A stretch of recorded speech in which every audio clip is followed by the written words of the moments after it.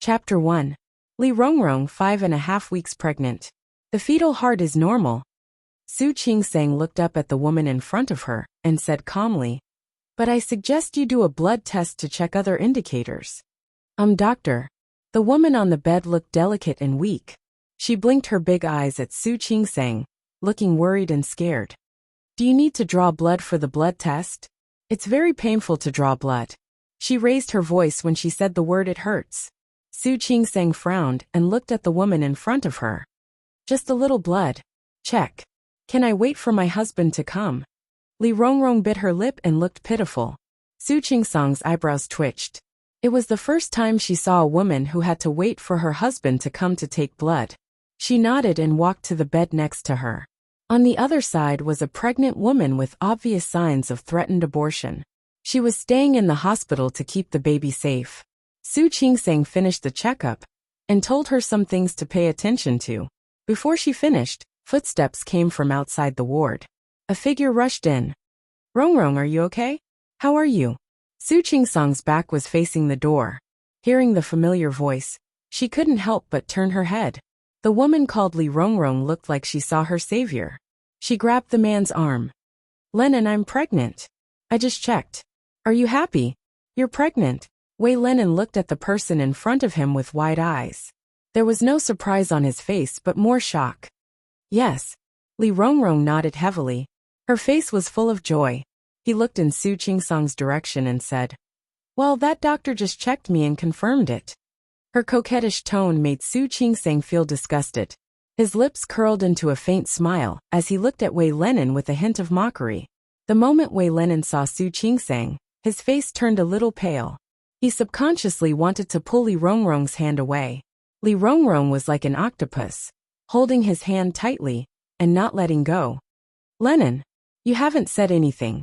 Are you not happy that I'm pregnant?" "Gao, I'm happy." Wei Lennon's face was extremely stiff. He tried to pull Li Rongrong's hand away again. Li Rongrong turned to look at Su Qingsang and said in a coquettish voice, "Doctor, my husband is here. Didn't you say you wanted to draw blood? I'm ready now." As she spoke, she turned to look at Wei Lennon. "Lennon, I'm so scared when you're not here. Now that you're here, I'm not afraid." Wei Lennon looked at Su Qingsang. Once again, she grabbed Li Rongrong's hand and looked at Su Qingsang with a pleading look. "Qing." The smile on Su Qingsang's face disappeared.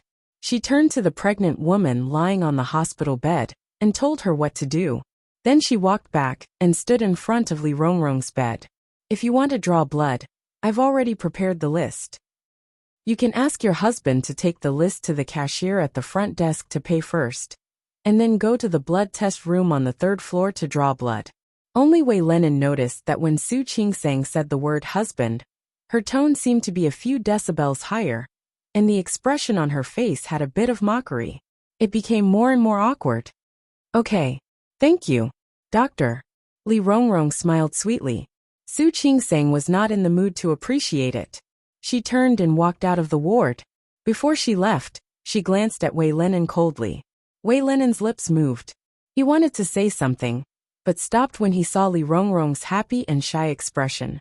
After saying that he was going to pay, he quickly turned and followed behind Su Qingsang. Once they were out of the ward, he couldn't wait to grab Su Qingsang's hand. "Qingsang, I can explain. Listen to me, Su Qingsang took a step back and avoided his hand. Her gaze fell on Wei Lennon's anxious face. Her face was no longer calm, only sarcasm. Chapter 2.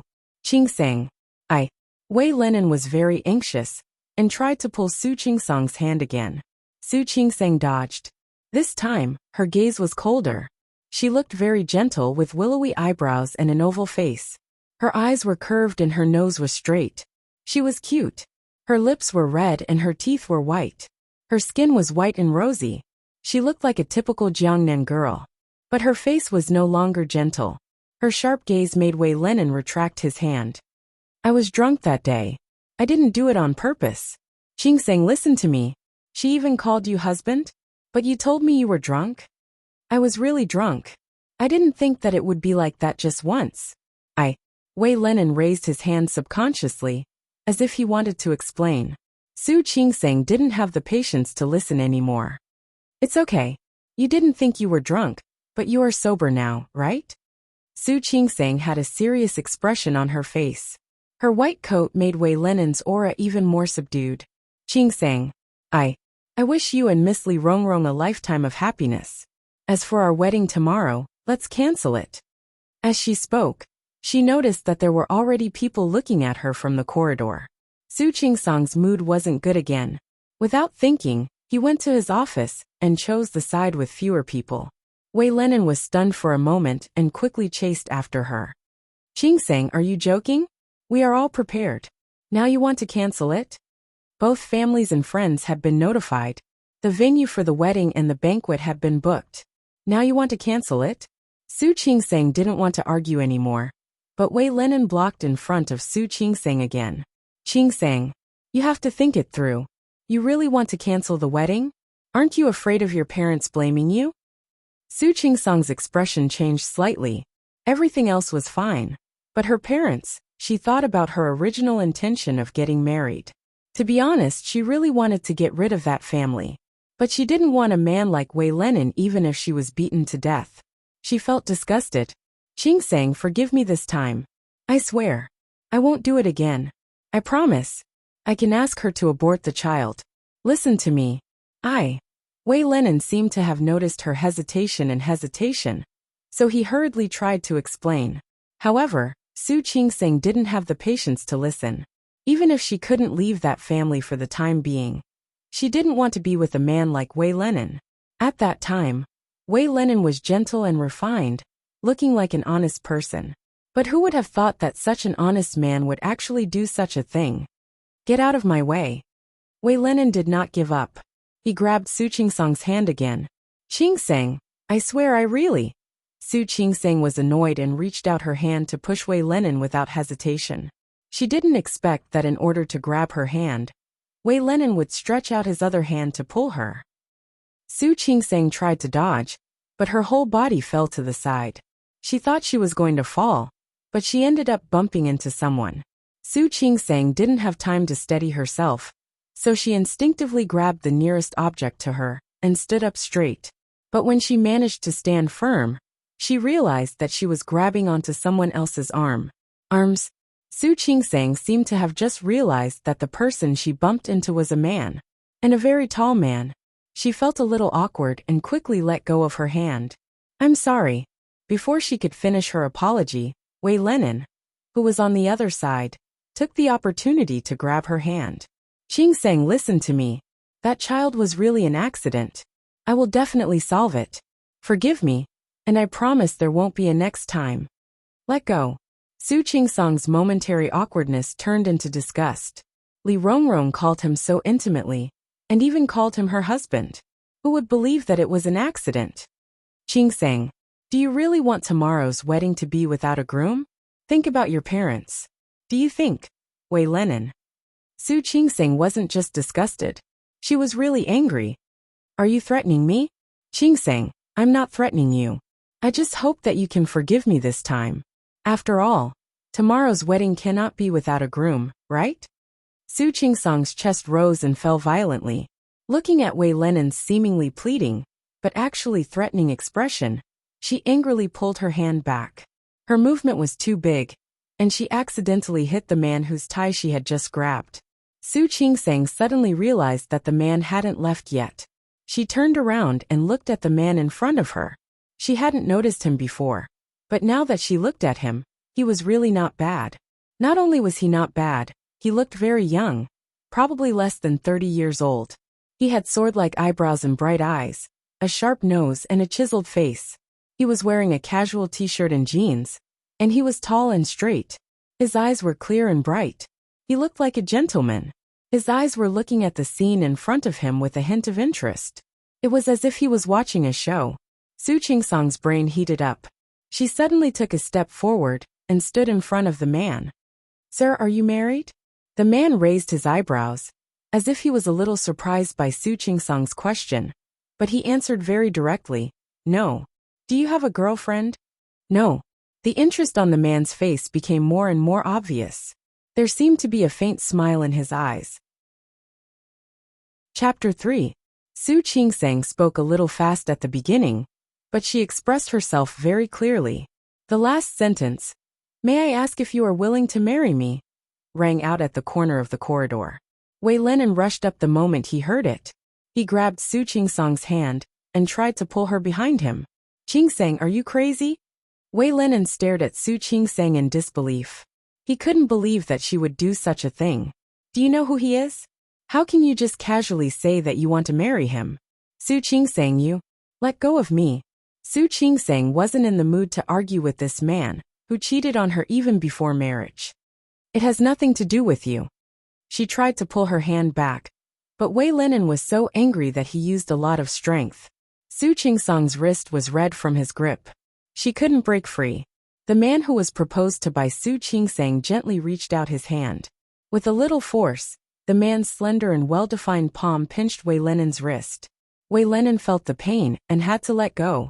Su Qingsang looked at the red mark on her wrist and glared at Wei Lenin. "Qingsang, you. I am Hua Jiniao."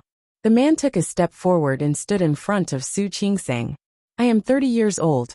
I am unmarried. I am willing to marry you." Su Qingsang looked at the man's face. He was calm, as if talking about marriage was as normal as talking about the weather. She was a doctor and had taken an elective course in psychology when she was in college. She couldn't see through Hua Jiniao's expression at all. She didn't know if he was joking or serious. However, the other party's words made her feel as if she was riding a tiger and unable to back down. "Qingsang, you can't agree. I've told you. Wei Lenin's arrogant voice was still behind her. Su Qingsang didn't want to listen. She reached out her hand to Hua Jiniao and said, "Thank you for being willing to marry me. Tomorrow afternoon at 5:30, Lin City Four Seasons Hotel. Please be punctual." Her voice was slightly hesitant and conflicted. This decision was undoubtedly the boldest decision she had ever made in her life. 5:30 tomorrow afternoon, Four Seasons Hotel. "Okay, I got it." Hua Jiniao reached out his hand and shook Su Qingsang's. "Don't worry, I'll be there on time." He repeated what she said, which made Su Qingsang feel much better. When one person repeats another person's words, it strengthens the memory. She also felt that she was too crazy to be normal. Before she could calm down, her phone rang. "Dr. Su, the pregnant woman with PIH who came in yesterday is about to give birth." Chief Zhang and Chief Chen had already arrived at the operating theater. "Where are you now?" "I'll be right there." Hearing the voice on the other end of the phone, Su Qingsang's face immediately became serious. She hung up the phone and nodded slightly at Hua Jiniao. "Sorry, I have another operation." "It doesn't matter." The corners of Hua Jiniao's lips curled up slightly. "Go ahead. I'll show up on time tomorrow." "Thank you." Whether Hua Jiniao would show up tomorrow or not, he had helped her out now. She was grateful to him. Su Qingsang didn't stay for long. She quickly ran towards the operating room. She ran so fast that she disappeared at the other end of the corridor in the blink of an eye. Wei Lenin looked at how easily Su Qingsang had decided his life's most important event. He couldn't believe that she would change her boyfriend so easily. He turned around and saw that the man was still standing there, so he quickly stood in front of Hua Jiniao. "Don't be too happy. She was just saying it casually. She won't marry you tomorrow." Hua Jiniao originally wanted to leave, but he stopped and glanced at Wei Lenin's face. "I can't guarantee whether she will marry me or not. But one thing I'm sure of is that she will never marry you." "You?" Wei Lenin's face darkened, but Hua Jiniao acted as if he didn't see him. He directly walked past him and left. Wei Lenin was left standing there full of hatred. He wanted to argue with Su Qingsang again, but his phone rang at that moment. Chapter 4. Su Qingsang's surgery yesterday took a long time. By the time the surgery was over, it was already midnight. After a tiring day, Su Qingsang fell asleep as soon as she got home. She had already applied for leave. He didn't have to go to work today, so it didn't matter if he slept a little later. But when she woke up from the exhaustion of the day before and saw the date note on the calendar, she finally remembered that today was her wedding day. Su Qingsang shook her head and went to the bathroom to wash up. Looking at himself in the mirror, he felt a headache coming on. Yesterday, She proposed to another man on impulse. But she knew that the man wouldn't take it seriously, and neither would she. Since that was the case, where could she find a groom to complete the wedding today? Did he really want her to forgive Wei Lenin and marry him? No. He didn't want it even if he was beaten to death. But would the wedding be ruined just like that? Thinking of certain things, her expression turned ugly for a moment. Su Qingsong's mood lasted until she received a call from her good friend, who was also her bridesmaid Shi Mengwan. He rushed to the Four Seasons Hotel. Shi Mengwan had already arrived. Why did you come so late? Don't you know you're a bride today? Shi Mengwan ran a wedding dress shop. The wedding dress that Su Qingsong wanted was ordered from Shi Mengwan's shop, and it was specially customized by Shi Mengwan according to her figure and temperament. Yes, I know. Su Qingsong smiled at Shi Mengwan and followed her into the lounge. Shi Mengwan looked at the banquet hall outside the hotel.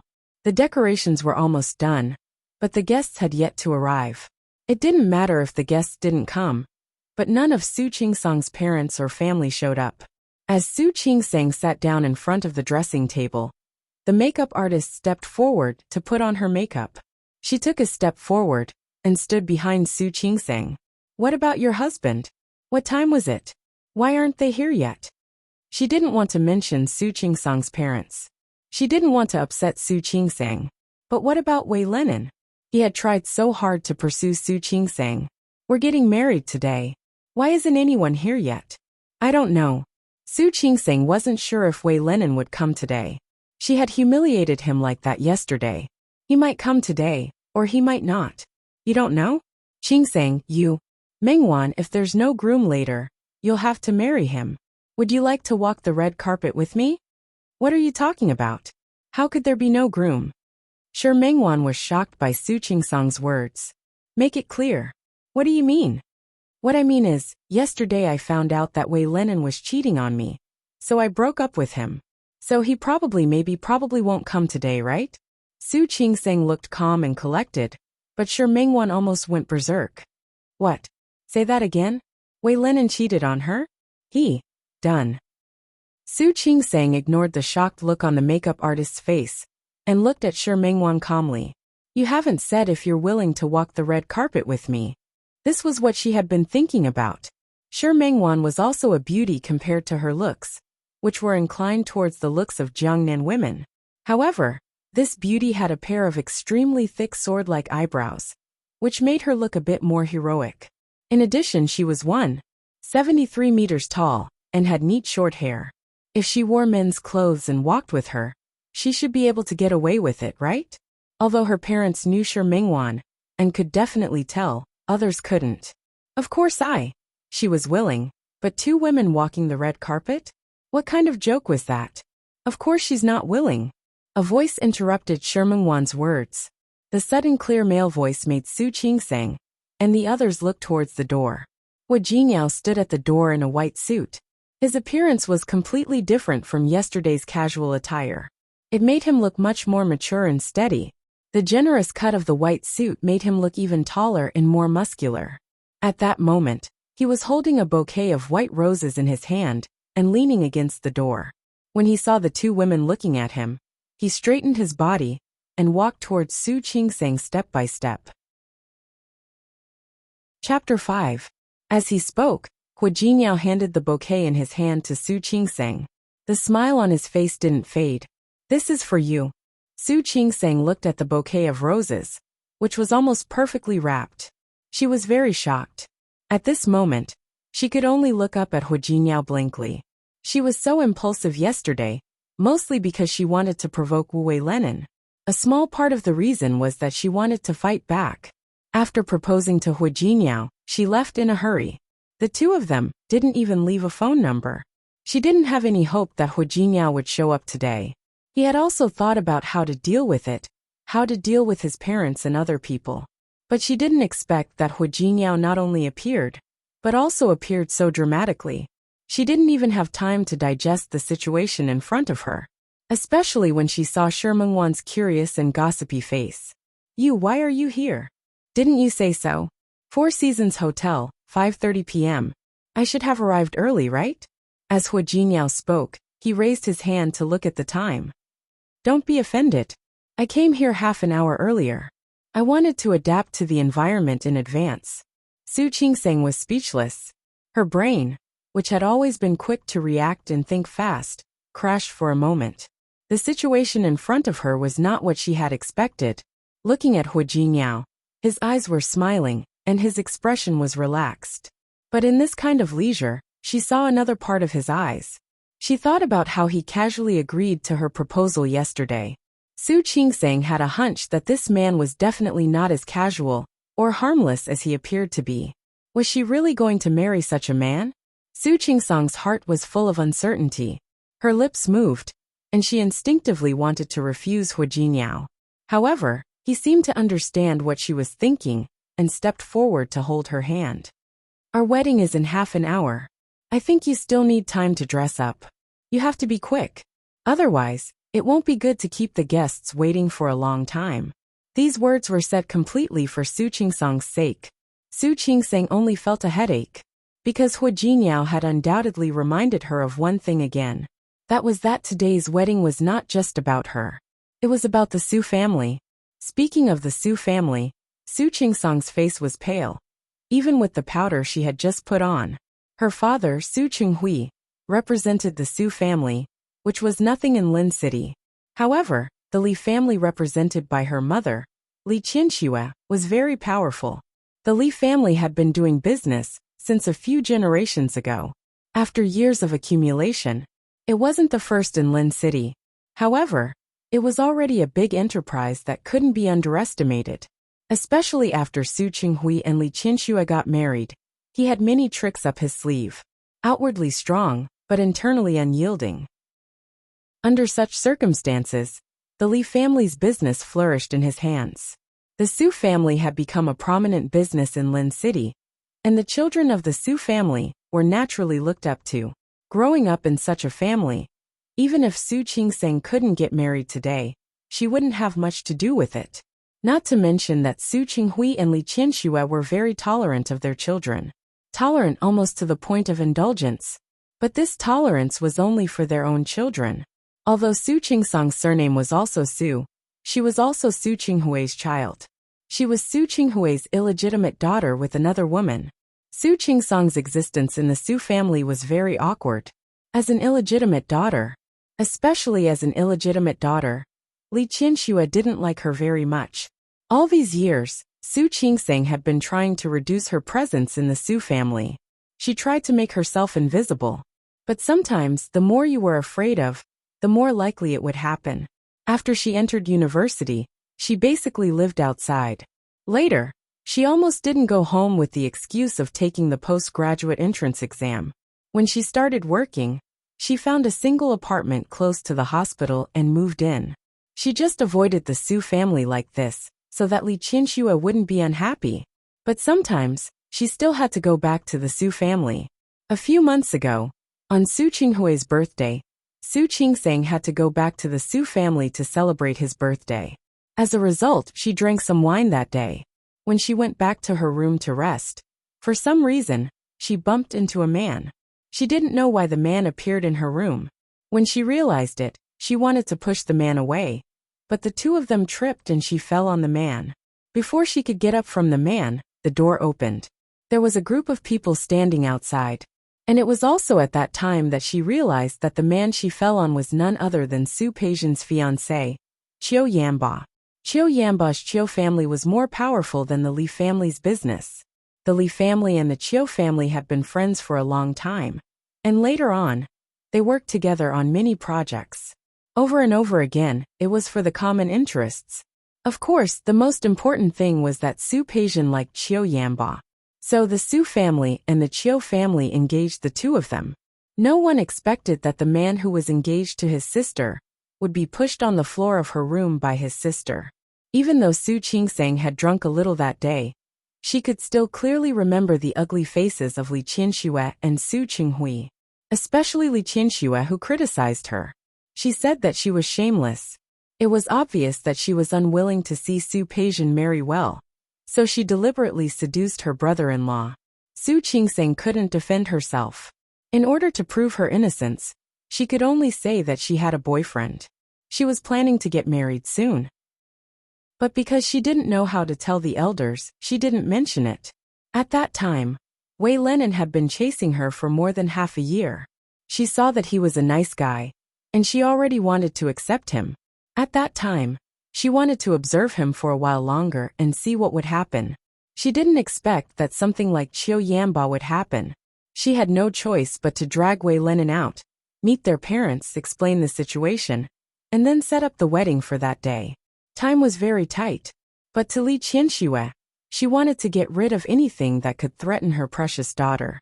Su Qingsang understood Li Qianxue's thoughts. She was an illegitimate daughter, so in Li Qianxue's heart, she couldn't compare to Su Peixian. Wei Lenin's family was not as big as the Li family. It was just a small company, but she could see how Wei Lenin had treated her in the past few months. Marrying such a man on one hand could get rid of the accusation that she tried to steal Su Peixian's fiancé and prove her innocence. On the other hand, it could completely separate her from the Su family. After all, as long as she got married, Li Qianxue wouldn't treat her as an imaginary enemy and think that she wanted to steal her daughter's man, right? She thought that after observing Wei Lenin for a while, she felt that he was honest and reliable, and she could control him. But she didn't know that one could know a person's face, but not his heart. A dog that doesn't bark is the best at biting. The day before the wedding, there was an affair, and the groom was changed at the last minute. She knew that if she didn't get married today, she would just be scolded by Li Qianxue again. But deep down, she didn't want to bear the infamy that didn't belong to her. Now, she looked at Hu Jiniao in front of her. She only knew this man's name, but didn't know his background. Su Qingsang really didn't have any confidence. She was indeed hesitant about this marriage. She didn't want to get married, even if she and Shi Mengwan were a pair of lilies, and people thought that the Su family had a lesbian like her. She still didn't want to marry a stranger. Chapter 6. Su Qingsang hesitated, but the situation in front of her didn't allow her to hesitate. The makeup artist had already done her makeup. The wedding dress was in the lounge. She just had to put it on and go to the banquet hall. Hu Jiniao looked at Su Qingsang's face, which was originally gentle and pretty, gradually becoming more and more beautiful. His star-like eyes narrowed slightly, and there was a hint of deepness in them. Get changed first. I'll wait for you outside. Hu Jiniao's words made Su Qingsang even more uncertain. This was a wedding, not a game. Shi Mengwan quickly walked to Su Qingsang after Hu Jiniao closed the door. Qingsang, what happened? Who is this Hu Jiniao? How come I've never heard you mention him before? Su Qingsang didn't know how to answer Shi Mengwan. While she was changing, she hesitated whether or not to continue with the wedding. The zipper on the back of the dress was pulled up. She turned around and saw a beautiful bride in the mirror. Su Qingsang looked at Shi Mengwan and stepped forward to hold her hand. Yesterday, I found out that Wei Lenin was cheating. Coincidentally, Hu Jiniao was by my side. Then I proposed to him. He said yes. Shi Mengwan's mouth opened so wide that an egg could be stuffed in it. But now, she regretted it. He didn't even have time to say these 3 words. Su Qingsang heard a clear female voice outside the lounge. Who are you? Why are you here? The door opened. Su Peixian stood at the door, looking Hu Jiniao up and down. Su Qingsang wanted to explain, but Su Peixian had already come in and stood in front of Su Qingsang. Su Qingsang, where's Wei Lenin? Isn't he the groom today? Everyone was aware of the wedding date that had been set previously. They had seen it a few times. The wedding was about to begin, but the groom was nowhere to be seen. Su Peixian's eyes unconsciously became a bit guarded. Su Peixian's appearance was completely different from Su Qingsang's. Su Qingsang took after her father, Su Qinghui, but not completely. She had a bit of Jiangnan gentleness. Su Peixian didn't look like Su Qinghui or Li Qianxue. Her features were bright and beautiful. At this moment, her eyebrows were raised with a bit of aggression. Didn't you want to get married before? You did this on purpose, didn't you? You're still thinking about revenge, sister. Su Qingsang held back her anger and said, I'm getting married today. I didn't do this on purpose. Su Peixian was Li Qianxue's daughter. She had no interest in arguing with her. What about Wei Lenin? The wedding ceremony was going to start in less than half an hour. Why wasn't he here yet? Or have you been abandoned by him? He doesn't want you anymore? Su Peijian's words were laced with venom and sarcasm. As a matter of fact, she was the daughter of the Su family, and she didn't like Su Qingsang, an illegitimate daughter. Su Qingsang was just one more person to eat in the Su family. She didn't care in the slightest. However, Su Qingsang's mistake was that she had actually tried to woo her man, which was unforgivable.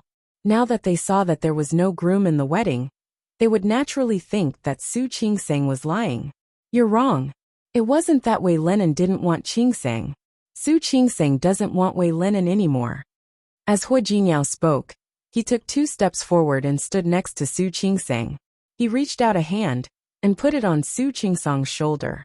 The style of her gown today was an off-the-shoulder style. When he put his hand down, his hand directly touched Su Qingsang's shoulder. Su Qingsang felt a bit uncomfortable. She instinctively wanted to break free from his hand. However, because of Su Peijian, she stopped moving. However, her body was stiff no matter how you looked at it. Chapter 7. You. Su Peijian's gaze swept over Hu Jinyao's face. The man was wearing a custom-made suit and looked dignified. However, after thinking about it for a while, the Li family could be considered a respectable figure in Lin City. She had never seen this man anywhere in Lin City. That meant that this man was either from Lin City or just a small character. She glanced at Su Qingsang. This person's taste was getting worse. The men she picked were all worse than the last. You're from Lin City? Sort of. What do you mean sort of? Yes means yes, no means no. My father is from Lin City. My mother isn't. The corner of Su Peijian's mouth twitched. How could he say that? May I know your name, sir? My surname is Hua. My name is Hu Jinyao. Hua. Su Peijian thought about it, but couldn't think of any rich person with the surname Hua. Not wanting to make a mistake, she asked again. Mr. Hua, what's your job? It's not a high job. I'm just working in a small business. Su Peijian listened to Hu Jinyao's words, and the disdain in her eyes increased. Oh really? You just said that Su Qingsang doesn't want Wei Lenin anymore, and wants to marry you? What about you? Are you willing to? Would this man agree to changing the groom halfway through? Of course I am. Why else would I come today? Su Peijian nodded. Seeing that Su Qingsang was about to speak, she chuckled. You want to marry Su Qingsang? The Su family will naturally not object. However, there are some things that I have to say first. All the businesses that the Su family owns now belong to my mother. Su Qingsang is just an illegitimate daughter of our family. You won't get anything out of marrying her. Or rather, she's lying to you on purpose. You don't know the truth. Do you think marrying her will help you get in touch with the Su family? Although Hu Jinyao didn't look like a rich man, in terms of looks, he was really exquisite. Even Xiao Yamba lost to him by 2 points. Su Peijian felt a little uncomfortable. How could an illegitimate daughter like Su Qingsang be able to find such a good man? Even if he was a poor man, he still made her feel bad. Naturally, she wouldn't be polite with her words. Su Qingsang didn't look too good. Shi Mengwan, who was standing behind her, was about to make a move on Su Peijian. This damned woman always liked to pick on Su Qingsang's identity. So what if she was Li Qinshua's daughter? Su Qingsang didn't look too good either. Today was her wedding day. Su Peijian had said this once when she and Wei Lenin met the Su family. And today, he said something like that in front of Hu Jinyao. She had never been ashamed of her identity. However, Su Peijian's words made it seem like she was a liar who had lied to Hu Jinyao. Just as she was about to speak, Hu Jinyao gently pressed his hand on her shoulder. He looked at Su Peijian with a smile. Who says there's no benefit in marrying Qingsang? As he spoke, he turned to look at Su Qingsang. To be able to marry Su Qingsang is the greatest benefit of my life. Su Qingsang was stunned for a moment, and looked at the gentleness in Hu Jinyao's eyes. For a moment, she almost thought that the man in front of her was her lover of many years. But God knew that they had only met for the first time yesterday. Regardless of whether Hu Jinyao was acting or had other motives at this moment, Su Qingsang sincerely thanked him for being on her side. Is that so? Su Peijian's words were rebutted. Her expression was definitely not good. If that's the case, then I wish you a happy marriage in advance. Thank you. Hua Jingyao smiled calmly and said, We will. Su Qingseng looked at the faint smile on Hua Jinyao's face and was dumbfounded. How thick-skinned did a person have to be like this? However, before she could think about whether Hua Jinyao was thick-skinned or whether he was lying, Su Qingseng smiled. Chapter 8. Su Qingseng was the illegitimate daughter of the Su family, so the wedding couldn't be too grand. But no matter how little Su Qinghui cared about his daughter, because the wedding was a daughter of the Su family, there would be many guests. The relatives of the Su family, some business friends, and some people who were not as important as the Su family and wanted to build a relationship with the Su family all came. More than 20 tables were filled. The wedding march started. Su Qingseng had no way to turn back. Today we are gathered here for Wei. The MC didn't finish his sentence and met the groom's eyes. Hua Jinyao. Ah. The MC was stunned. My name is Hua Jinyao. Hua Jinyao repeated. He had a faint smile on his face, but his hand on Su Qingseng's waist was firm and undeniable. The MC took a few seconds to react. He also realized that the groom wasn't the one who came to the wedding banquet. He cleared his throat uncomfortably. The experienced MC immediately reacted. Today, we are gathered here for the wedding of Mr. Hua Jinyao and Miss Su Qingseng. The light shone on Su Qingseng's face. Su Qingseng listened to the MC's speech and looked at the faces of the people below. She felt that this wedding was not real at all. But this unreal wedding went quite smoothly. It went smoothly until Su Qingseng returned to the lounge after the ceremony. She changed into a dress and was about to return to the banquet hall when a figure rushed in front of Su Qingseng. Qingseng. Su Qingseng was startled by Wei Lenen's sudden appearance. She took 2 steps back. Why are you here? Today is our wedding. Of course I have to come. When Wei Lenen spoke, he felt wronged. He didn't sleep well last night. He spent half a day talking, but still couldn't convince Li Rongrong to abort the child. He was so angry that he called the doctor early in the morning and asked the doctor to arrange the surgery. He didn't know that Li Rongrong overheard his call and ran away early in the morning. It took him some effort to find Li Rongrong, and he had already sent her to the hospital for surgery. Seeing that he didn't have much time, he hired 2 people to watch Li Rongrong and make sure she abort the child before letting Li Rongrong leave. When he rushed to the Four Seasons Hotel, he found that the wedding had already started. Only then did he panic. He reached out to hold Su Qingseng's hand. Wei Lenen's stubbled face looked a little haggard. Qingseng, it was my fault yesterday. It's all my fault. Will you marry me? We're going to re-announce the wedding. Don't worry. I've already had Li Rongrong's child aborted. No one will come to disturb us. Really? Su Qingseng looked at Wei Lenen, who kept talking to himself. For a moment, she thought that there was something wrong with her ears. How could she not know? Wei Lenen actually had such a shameless side to him? Get out of my way. She didn't want to talk to Wei Lenen anymore, so she walked past him and was about to leave. Wei Lenen didn't give up and reached out to grab her. Now, everyone in the Wei family knew that he was going to marry Su Qingseng, the Li family. He would never let Su Qingseng go like this. However, before his hand could touch Su Qingseng, someone grabbed it. His opponent's strength was so great that his facial features were distorted. What do you want to do to my wife? Su Qingseng really thought that she was going to be grabbed by Wei Lenen. When she saw Hua Jinyao standing in front of her, she inexplicably felt relieved. However, Hua Jinyao's next words made her almost choke on her own saliva. Chapter 9. Wei Lenen was dumbfounded when he saw Hua Jinyao. He looked at him and then at Su Qingseng. You really want to marry him? Hua Jinyao looked at the shock on Wei Lenen's face. He used some force and easily shook off Wei Lenen's hand. I'm sorry. It's not that she really wants to marry me. She has already married me.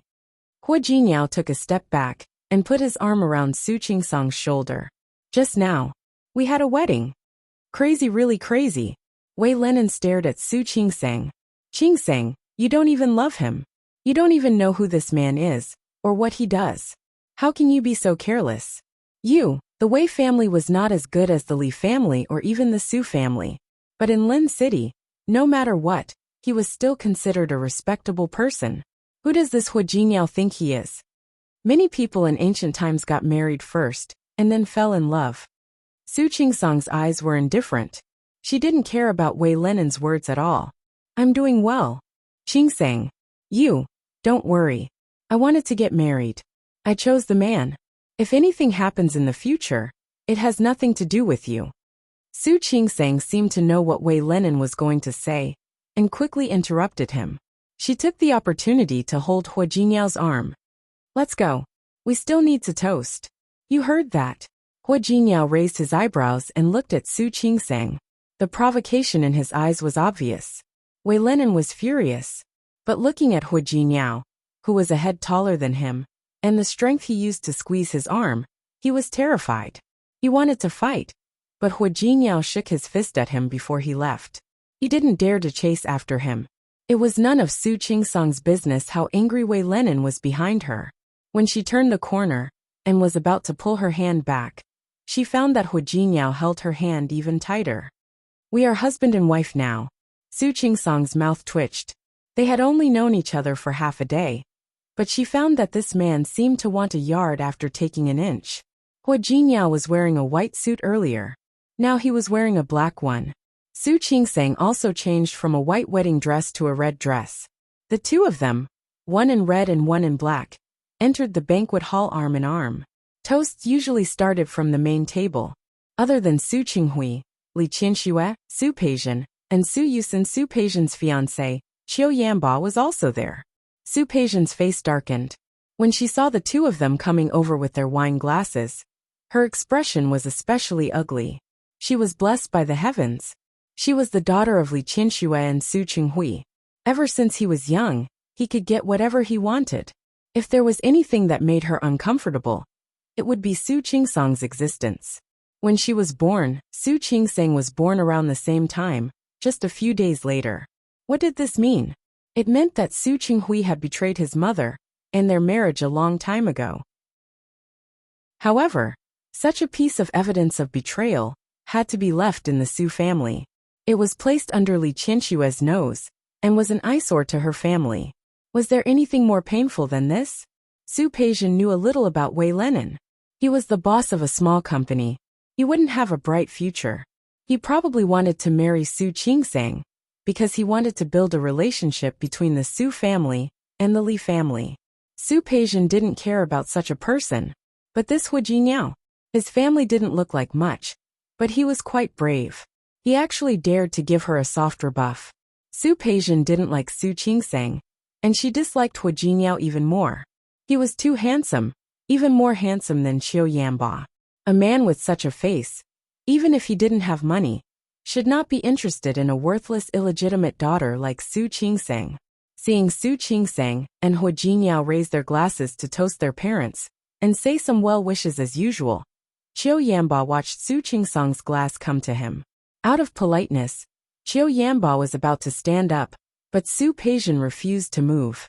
Not only did she refuse to stand up, but she also forcefully pulled Qiu Yanba's hand to make him sit down.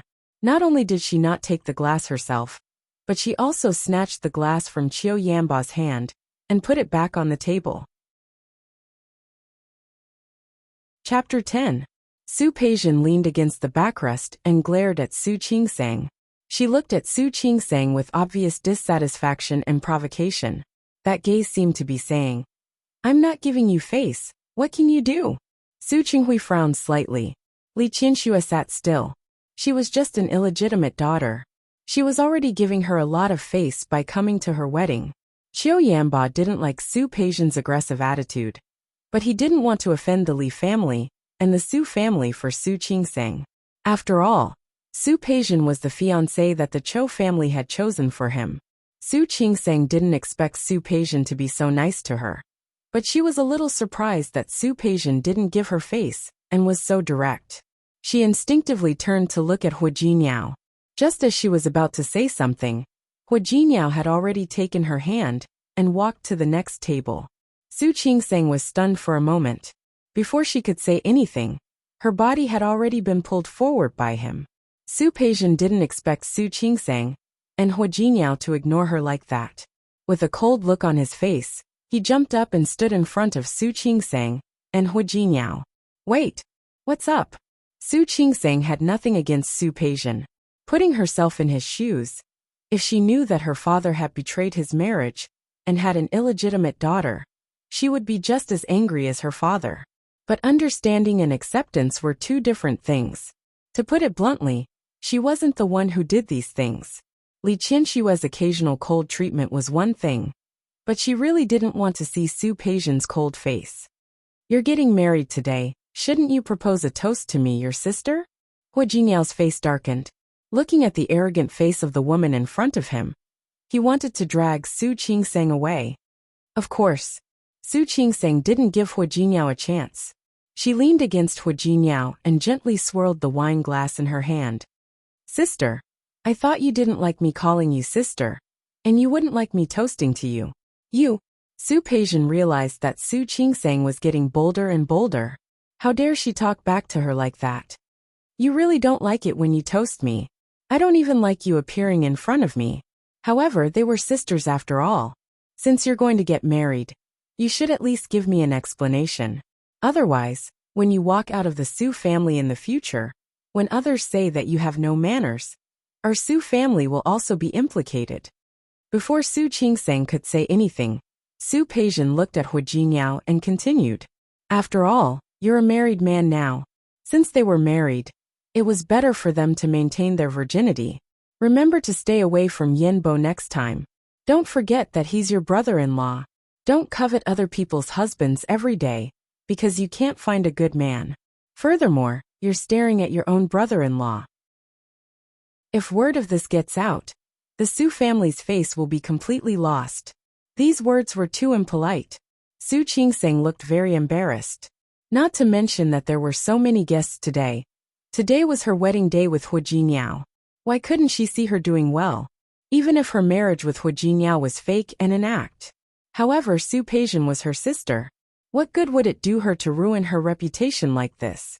Moreover, she had never thought of seducing Qiu Yanba. She was so angry that she was about to fight back.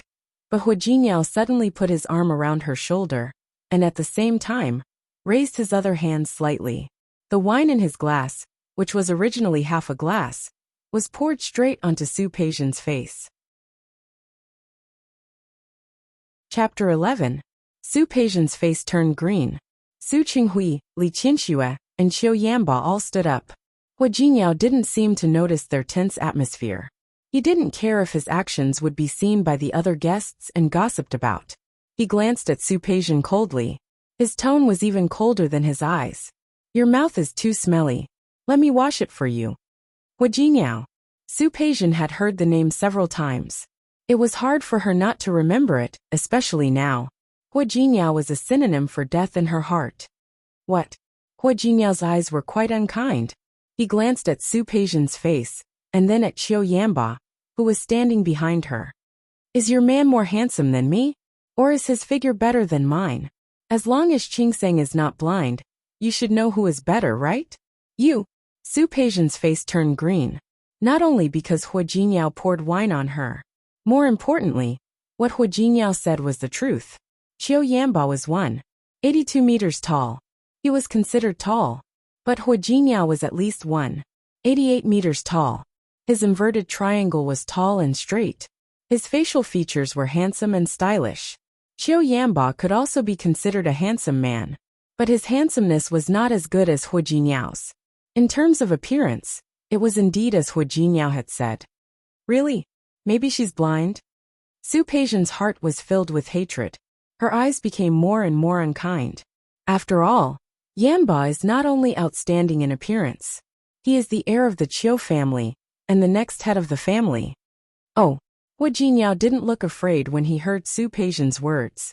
Instead, he looked a bit playful.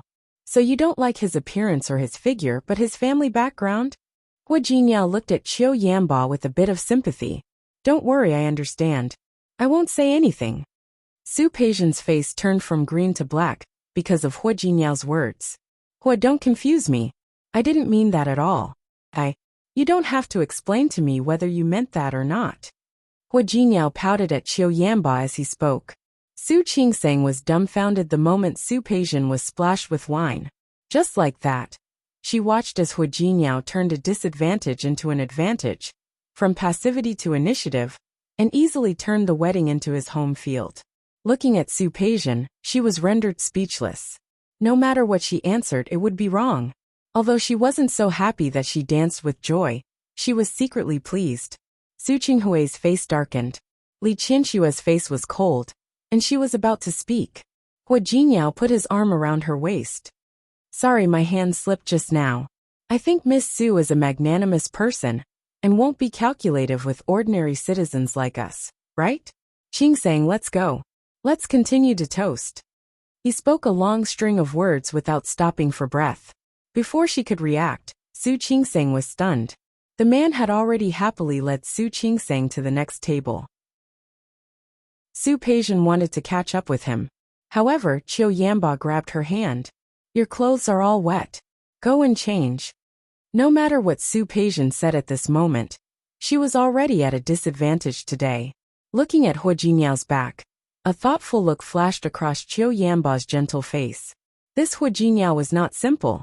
However, just like Su Peijian, he couldn't think of any family with the surname Hua in Lin City. He gestured for Su Peijian to change, then turned to look at Li Qianxua. Auntie, have you heard of a family with the surname Hua in Lin City? No. Naturally, Li Qianxua also saw the scene just now. This Hua Jingyao was indeed not a simple person. It seemed that she might have to get someone to investigate this Hua Jingyao's background. After all, she still had to guard against Su Qingsang's sudden marriage. She wondered if she had any ulterior motives. Chapter 12. Su Qingsang had no idea that Hua Jingyao's extraordinary performance had successfully raised the vigilance of the Su family. He was afraid that after Su Qingsang got married, she would snatch the Su family's property. However, even if she knew, Su Qingsang wouldn't take it to heart. After all, she really had no interest in the Su family's assets. After toasting with Hua Jingyao, Su Qingsang looked at Hua Jingyao differently. This person was obviously a temporary groom change. She had randomly pulled them over to make up the numbers. Hua Jingyao didn't know anyone else in the banquet hall. There were even 2 tables that were occupied by Wei Lenin's relatives. He, on the other hand, did not feel uncomfortable at all. It was as if she was getting married. No, this was his marriage. Also, wasn't this man a little too engrossed? She was clearly just casually asking him to put on this show. But look at Hua Jingyao's attitude. Which part of him looked like he was acting? Disregarding everything else, she couldn't help but admire his guts for throwing a glass of wine at Su Peijian. Drinking his sister-in-law's wine on the first day of marriage, how could he not be daring? That scene was seen by many people. Just now, Shi Mengwan even whispered to her in private. Don't care if you're Wei Lenin or Wei Sinan. I think Hua Jingyao is a good choice.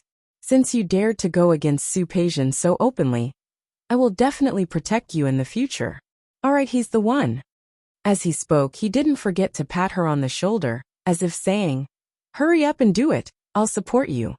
Su Qingsang did not know whether to laugh or cry. She didn't believe that Hua Jingyao would dare to offend Su Peijian. Maybe it was just like what he had just introduced to his parents.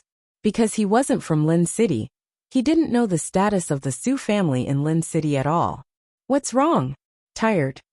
Hua Jingyao put down the glass and turned around to find Su Qingsang staring at him. Su Qingsang felt a little uncomfortable being caught red-handed by Hua Jingyao. Looking at the guests who were starting to leave, she gently shook her head and said, I'm fine. Back then, he was the professor's assistant. It was not a problem to perform side surgeries for more than 10 hours. She really didn't care about this tiredness.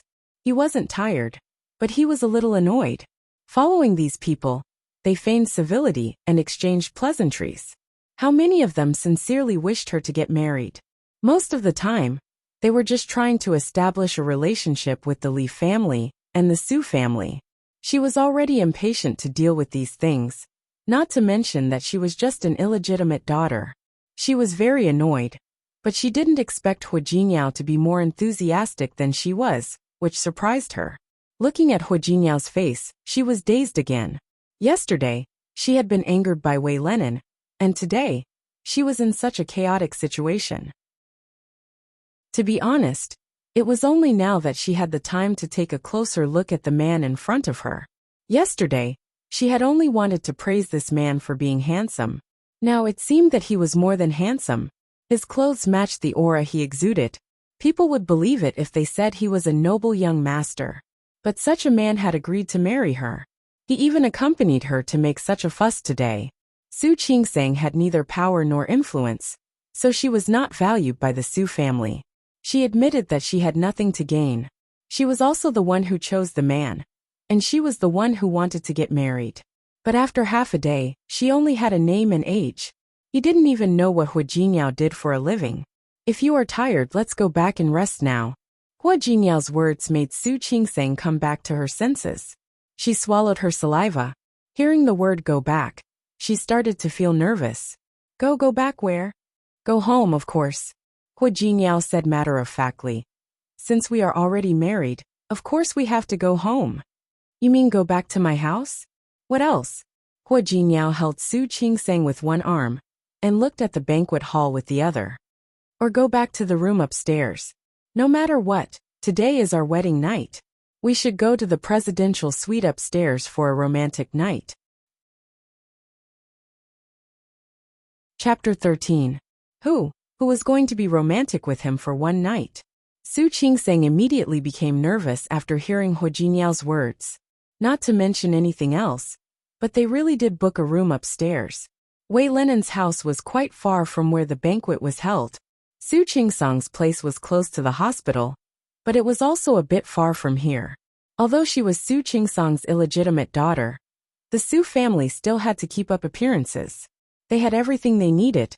Naturally, they also booked a presidential suite on the top floor. Hu Jingyao knew what was going on at first glance. Without another word, he led Su Qingsang upstairs. Su Qingsang hadn't recovered from her nervousness when Hu Jingyao took her back to the room. As the cold air blew in, Su Qingsang's rationality came back instantly. She and Hu Jingyao were married today, but this husband and wife was fake. Since it was fake, there was no reason for them to do it again. That, Hu Jingyao, look at us.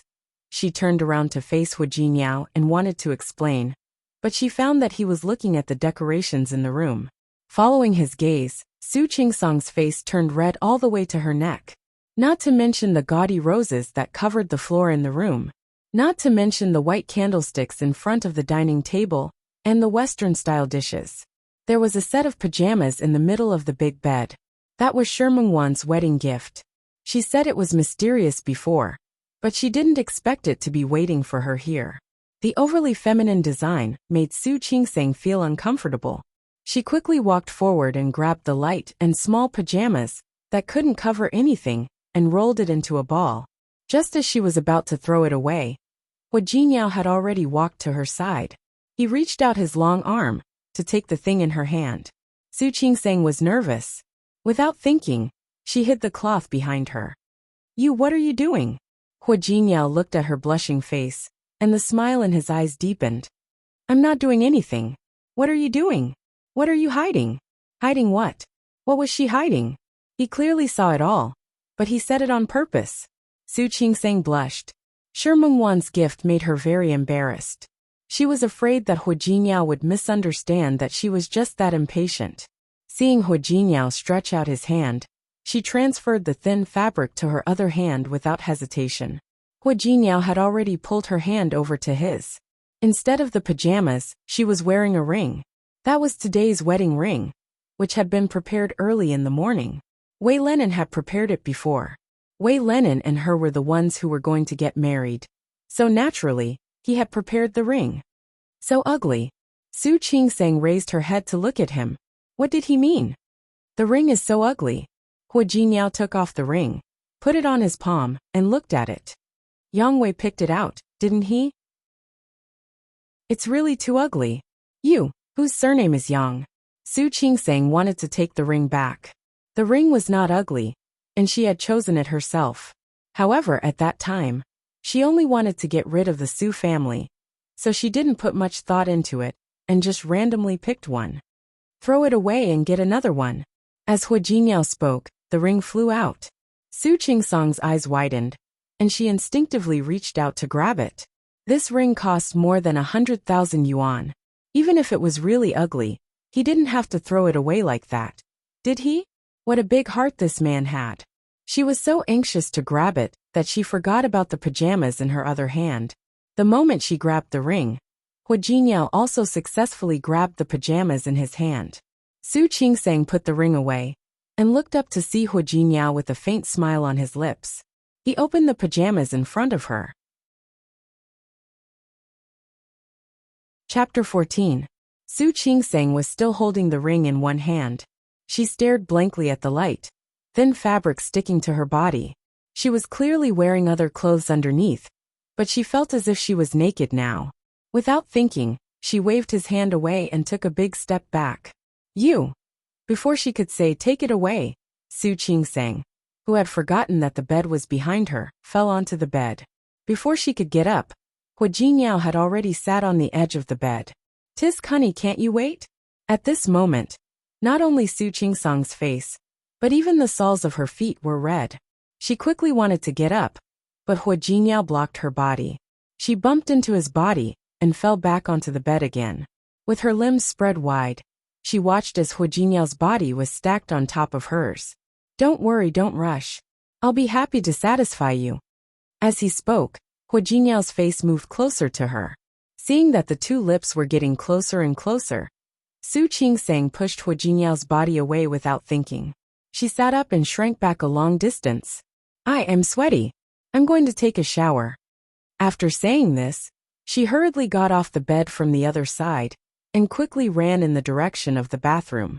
Hu Jinyao was still holding the piece of cloth in one hand and supporting himself on the bed with the other. Watching the little woman run away, there was a slight smile in his eyes. Just as he was about to start chasing her into the bathroom, his phone suddenly rang. He took out his phone and looked at the screen. The number displayed on it made the smile on his face slowly disappear, and his expression became serious. Holding the phone, Hu Jinyao glanced at the bathroom, then walked to the balcony to answer the phone. When he came back, the seriousness on his face was gone, and he had a carefree look on his face again. Su Qingsang didn't realize that she had done something wrong until she finished taking a shower. She ran in such a hurry that she didn't bring her pajamas in. Taking 10,000 steps back, even if she brought the pajamas in, she wouldn't wear them. However, there were no clothes here, so she could only go out in a bath towel. Unfortunately, the bath towel here was extremely short. The way it was wrapped around her body was no different from the pajamas she was wearing before. Looking at the towel that barely covered her thighs, Su Qingsang felt awkward. She was already prepared to marry Wei Lenin, so having sex with him was inevitable. But Hu Jinyao, she didn't even know who he was or what his background was. Su Qingsang was still hesitating. Someone knocked on the bathroom door twice. She was so shocked that her heart skipped 2 beats. With one hand covering her chest and the other tightly gripping the hem of the towel, she didn't know whether to open the door or not. There were 2 more knocks on the door. It was impossible for Su Qingsang to stay in the bathroom for the rest of her life. She opened the door with the mentality that she would be stabbed no matter what. Outside, Hu Jinyao was leaning against the door frame. He had a faint smile on his face, and the expression on his face was exactly the same as when he teased her earlier. Su Qingsang blushed. She quickly lowered her head and was about to walk past him. Hu Jinyao's eyes swept over her body. With just one glance, he could see her current state clearly. She had a slender and well-proportioned figure. Her shoulders were like jade, and her skin was like cream. He didn't know that she had such a good figure under the white coat. "I'm done. Hurry up and go." Even if Su Qingsang didn't raise her head, she could feel Hu Jinyao's overly passionate gaze. She walked past him uncomfortably, but Hu Jinyao stretched out his long arms and directly circled her body in his arms. Chapter 15. Su Qingsang was embarrassed, very embarrassed. In the past few years, she had devoted herself to her studies. Being a doctor wasn't easy, especially when she entered the school a year earlier than the average person. She studied obstetrics and gynecology, which was rare for male students. She didn't interact with many men in her life. Otherwise, Li Qianxue and Su Qinghui wouldn't have suspected that she was thinking about her brother-in-law, just because she fell on Qiu Yanba. As for Wei Lenin, she didn't like him in the first place. Other than letting Wei Lenin kiss her on the cheek twice, the two of them didn't do anything more intimate. She studied medicine and was a bit of a neat freak. She really couldn't stand the two of them exchanging saliva and felt disgusted. So when she was suddenly held in Hu Jinyao's arms, their bodies pressed tightly against each other, and she only had a bath towel around her. She felt very uncomfortable. "Let go of me." Hu Jinyao stared at Su Qingsang's small face. When he saw her yesterday, even the white gown couldn't hide her beauty. When he saw her today, she was wearing a wedding gown and looked very beautiful. But it wasn't as beautiful as now. Her graceful figure was in his arms, and her body still had the fragrance of a bath. He couldn't help but lower his head and sniff gently. It smells so good." Su Qingsang felt more and more uncomfortable. She pushed him hard but couldn't move him at all. Instead, her body bounced back into his arms. Hu Jinyao couldn't help smiling. "You want to reject me? I like it." The mischievousness in his words made Su Qingsang blush. Without thinking, she raised her foot to step on Hu Jinyao's foot.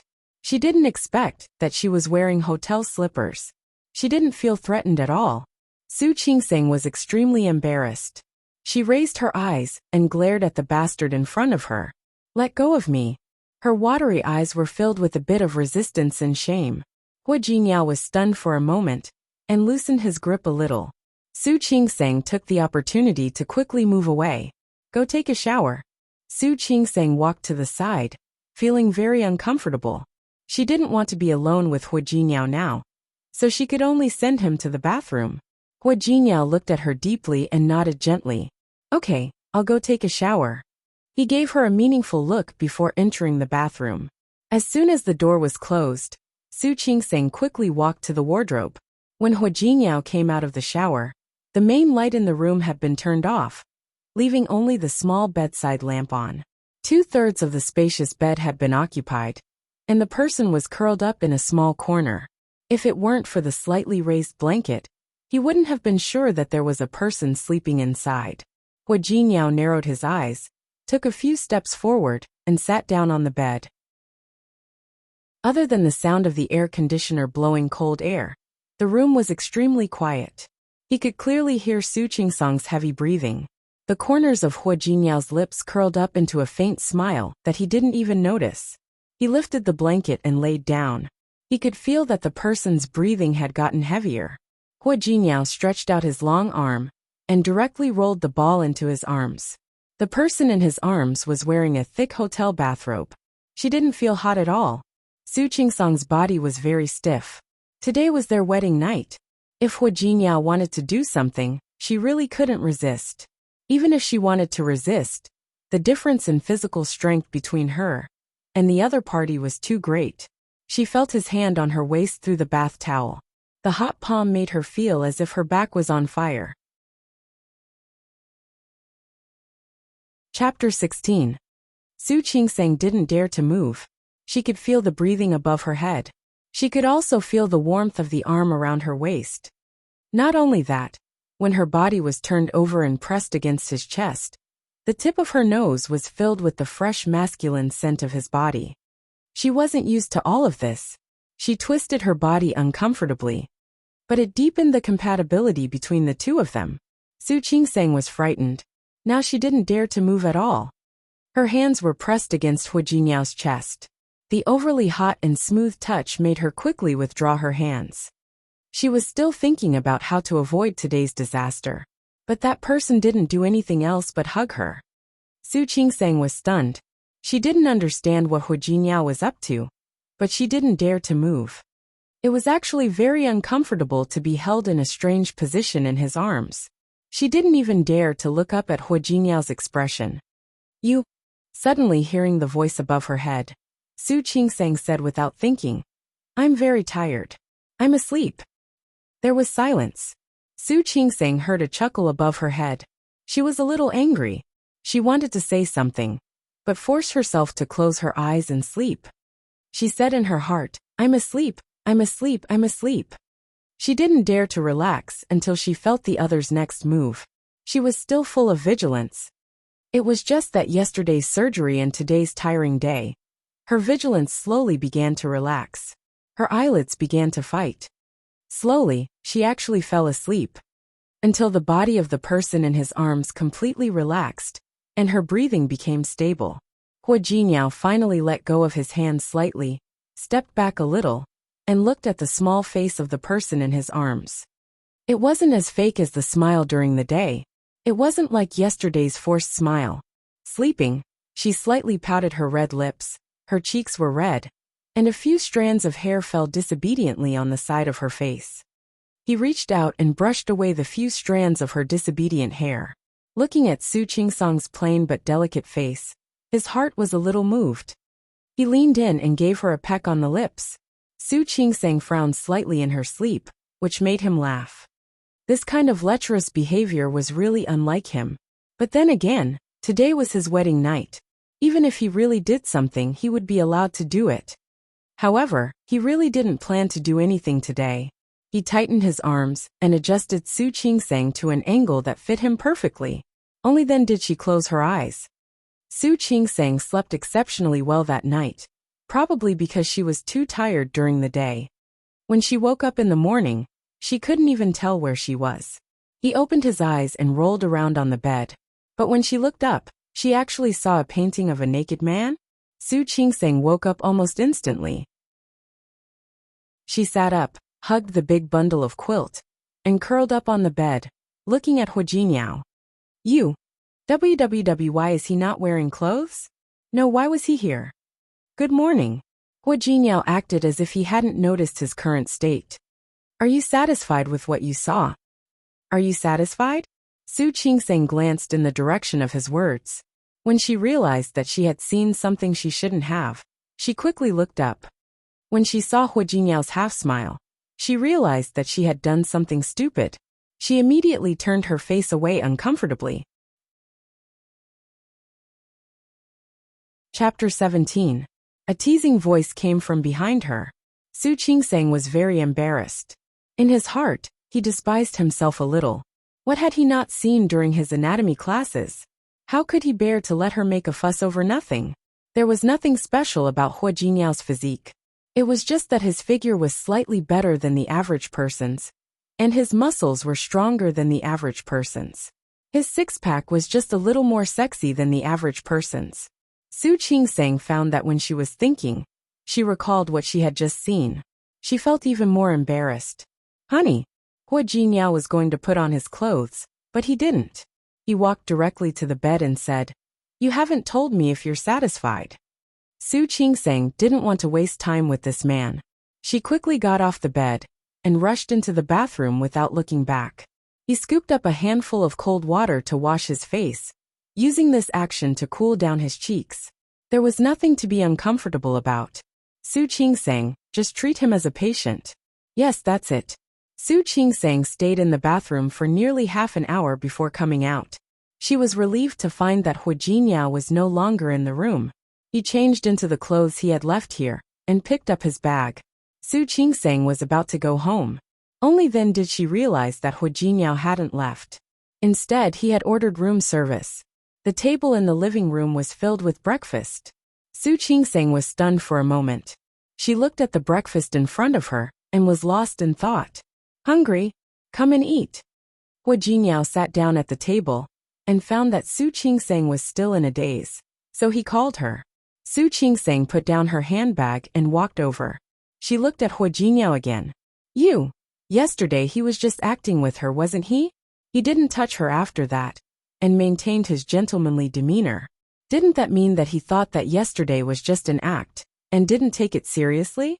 Now that the show is over, why is he still here? By the way, have you booked a honeymoon trip after the wedding? Su Qingsang shook her head instinctively and said, No, I didn't. There were a lot of things to do in the hospital, and it was her first year as an intern. She had already told Wei Lenin in advance that the two of them would not go on a honeymoon after they got married. Do you have holidays? Yes. 3 days. What's the plan for these 3 days? No. She still had a paper to submit. How would he have the time to make arrangements? Su Qingsang didn't realize that she had answered Hua Jinyao's question too quickly until she finished answering. However, he picked up a shrimp dumpling and placed it in front of her. Have breakfast. Let's go home. Go home. Go home. Su Qingsang didn't realize until she got in the car that Hua Jinyao was talking about her home. As the illegitimate daughter of the Su family, she naturally could not compare to Su Peijian, who was the legitimate daughter of the Su family.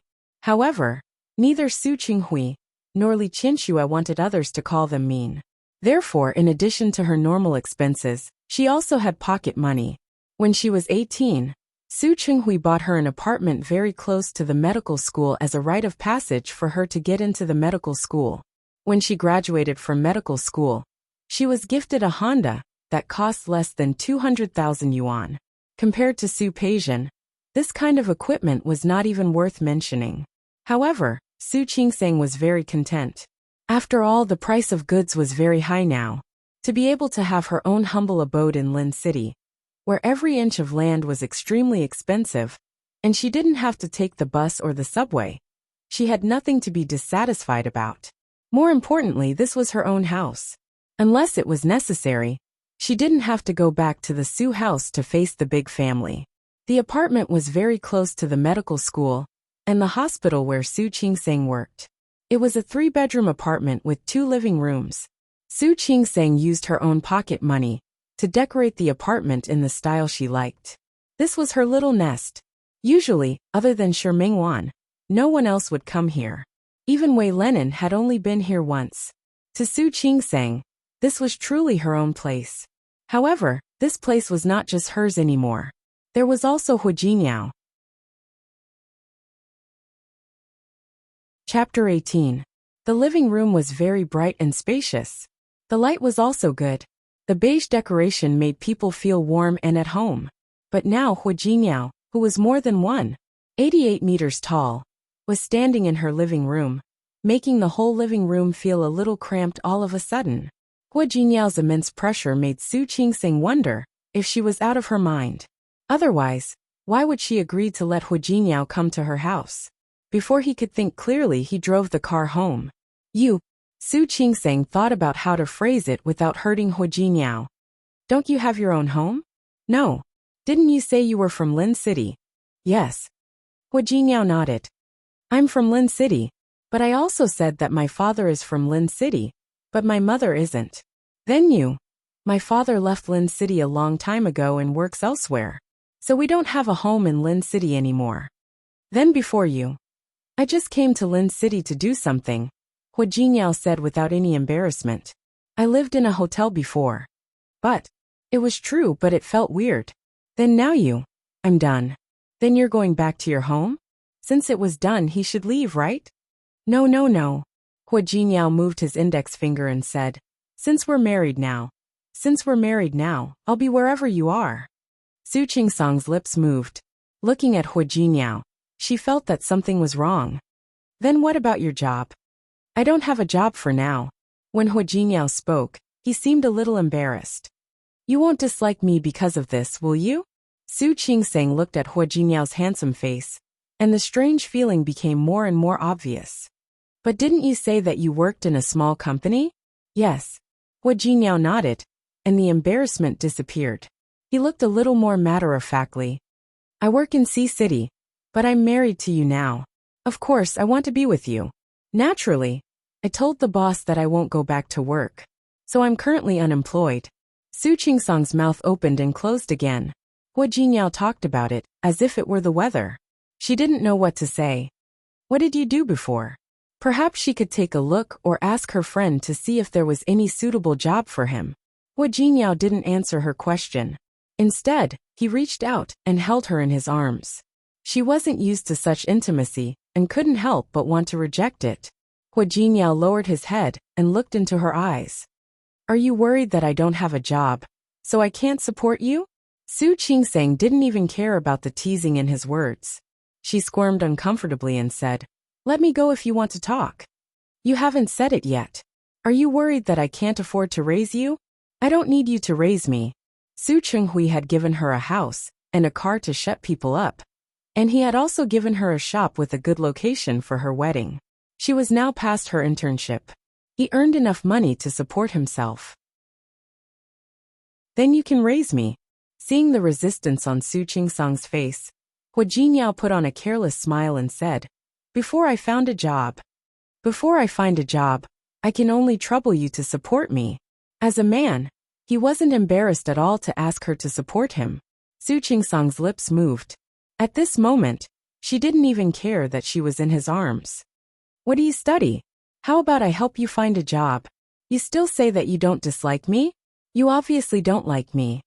Hua Jinyao looked sad. Su Qingsang couldn't find her voice for a long time. This guy really knew how to confuse black and white. Chapter 19. What did he mean by all aspects? Su Qingsang understood the meaning of his words and looked at where he was looking. She pushed him away. Enough. The more she said, the more outrageous she became. She took a step back and cleared her throat. I still have something to do. If you don't have anything to do, clean up the place. Her salary wasn't low, plus her previous savings. It wasn't a big deal to have one more man to eat. She glanced at Hua Jinyao's face. Was she raising a gigolo? She rubbed her eyebrows and suddenly had a headache. It wasn't exactly inviting a wolf into the house, but she was the one who chose him. And she was the one who said she wanted to get married. Now that things were like this, she didn't know what else she could do. Everyone had their own strengths and weaknesses. It was understandable that he couldn't find a job. However, she couldn't stand it. A man was so unambitious. Yet he could say that he needed a woman to support him. How thick-skinned did he have to be to say it so naturally? She rubbed her eyebrows. If Su Peijian knew that she had chosen such a person to marry, it would be really exciting. She looked Hua Jinyao up and down again. When she saw his sloppy appearance, she sighed in her heart. Forget it. Let's leave it at that. Anyway, she really had to ask this person to cooperate with her for the next few days. As for the future, if they really couldn't meet, or if there was a difference in principle, at that time, she would think of a way to get a divorce. Su Peijian probably wouldn't keep an eye on you anymore, as long as she returned to her family after 3 dynasties. At that time, she would naturally have a way to get rid of this man. Are you worried now? Hua Jinyao seemed to know what she was worried about. Don't worry, I was just joking. Before I left, I helped my boss solve a big problem. Even if I don't work for the time being, I won't starve to death. As he spoke, he didn't forget to carefully look at her expression, as if he was worried that she would regret it now. If you don't believe me, I can go find a job tomorrow. Su Qingsang waved her hand tiredly. Forget it. There's no hurry. She glanced at Hua Jinyao again. I have something to do. Don't disturb me. As she spoke, she entered her study. Although it was called a study, it was actually not that big. There were 3 rooms, 1 master bedroom, 1 guest room, and the last room adjacent to the master bedroom was divided into 2 by Su Qingsang. One was a cloakroom, and the other was a study. Su Qingsang sat down behind the desk, opened her notebook, and prepared to finish the unfinished paper from last time and hand it in. This was the bad thing about being a doctor. You couldn't lack research papers, or you wouldn't be able to get promoted. Su Qingsang was so focused that she didn't notice the passage of time. It wasn't until she heard a knock on the door that she realized it was already noon. The door of the study was knocked twice before it opened. Before she could get up, she saw Hua Jinyao standing outside. Time to eat. Those 3 simple words gave Su Qingsang a very strange feeling. She had always been the only one in the house. Occasionally, Shi Mingwan would come here to stay for a day or 2. But that little girl had been very busy since she opened her own studio. Most of the time, she would come to stay one night and leave the next day. For the first time she realized that there was now another person in the house. And she was already married. Chapter 20. Hua Jinyao called her Qingsang very smoothly. Su Qingsang glanced at him. He looked calm and unperturbed. She wanted to tell him not to call her that, but she swallowed her words. It was just a name, he could call it whatever he wanted. In any case, this marriage would not last long. He saved the document and stood up. She walked out of the room and saw 4 dishes and a soup on the dining table. She froze and turned to look at him. You can cook. It doesn't look like it. Hua Jinyao looked a little uncomfortable. I ordered takeout. Su Qingseng walked closer and looked at the dish. It really was a takeaway. After all, she rarely cooked, so there weren't many ingredients in the fridge. If you want to eat, I might cook for you next time.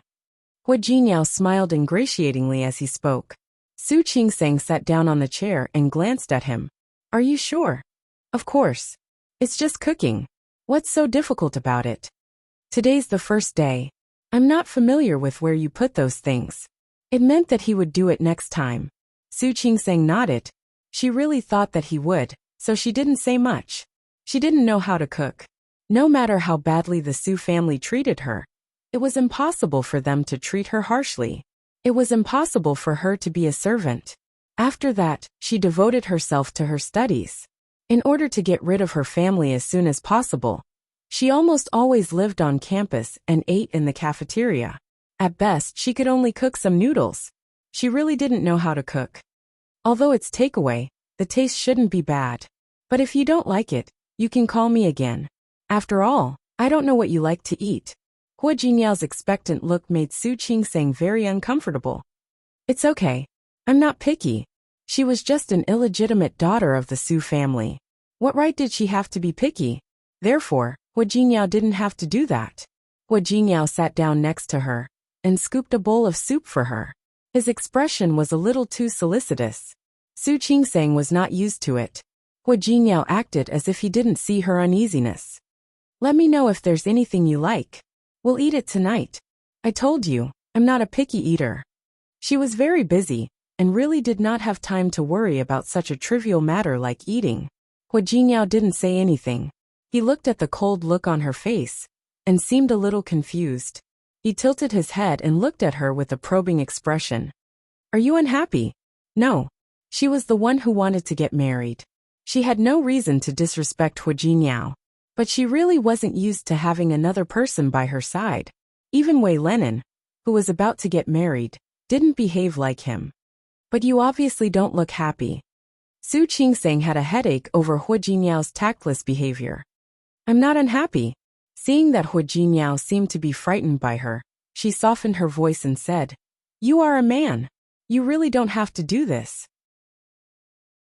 For as long as she could remember, she had lived in the Su family. It was not hard to imagine that Su Chenghui and Li Qianxue were not on good terms. It wasn't just the Su family. She had seen some couples who were in contact with the Su family. They looked harmonious on the surface, but their relationship was not that good. This was also why she agreed to marry Wei Lenin. She had no expectations for love nor for men. It was just living with a man. It was the same for everyone. Look, it's either Wei Lenin or Hua Jinyao today. Does it matter who I'm with? She even felt that it was normal for people like Su Qinghui and Li Qianxue to be cold and distant. You don't have to do this. Thinking of this, she added, Hua Jinyao, we both know that we are only husband and wife on the surface. You don't have to do these things. Chapter 21. At this time, Su Qingseng felt that some things could be made clear. Hua Jinyao, I made that request to you in a moment of desperation the day before yesterday. You helped me out, and I thank you. But we're still not suitable. If you think that you want to find a woman who can spend the rest of her life with you and wholeheartedly take care of your husband and children, then I'm not suitable. You don't have to do these things, because I don't need them. I think maybe after this period of time, we can get a divorce. After all, we both know that yesterday was just a stopgap measure. And the two of us are just. Before she could say the words fake husband and wife, Hua Jinyao's hand pressed on her hand at this time. His palm was slender. The joints were distinct, but warm and scorching. Su Qingseng was stunned for a moment, and instinctively looked up at him. I won't get a divorce. The 5 sonorous words shocked Su Qingseng, and she didn't know what to say for a moment. You're my wife and we're already married. So we won't get a divorce. Su Qingseng couldn't say the rest of the words, and didn't know what to say. The Hu Jingyao in front of her seemed to have changed into a different person. Such serious eyes, such focus, and that gaze scared Su Qingseng a little.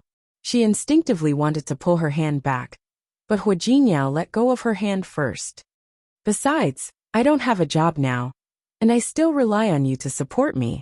Hu Jingyao's serious expression only lasted for 3 seconds, and at this time, his expression became frivolous again. You also said that I helped you a lot. Don't think about leaving me. You, this person really. Su Qingseng didn't know what to say at this time.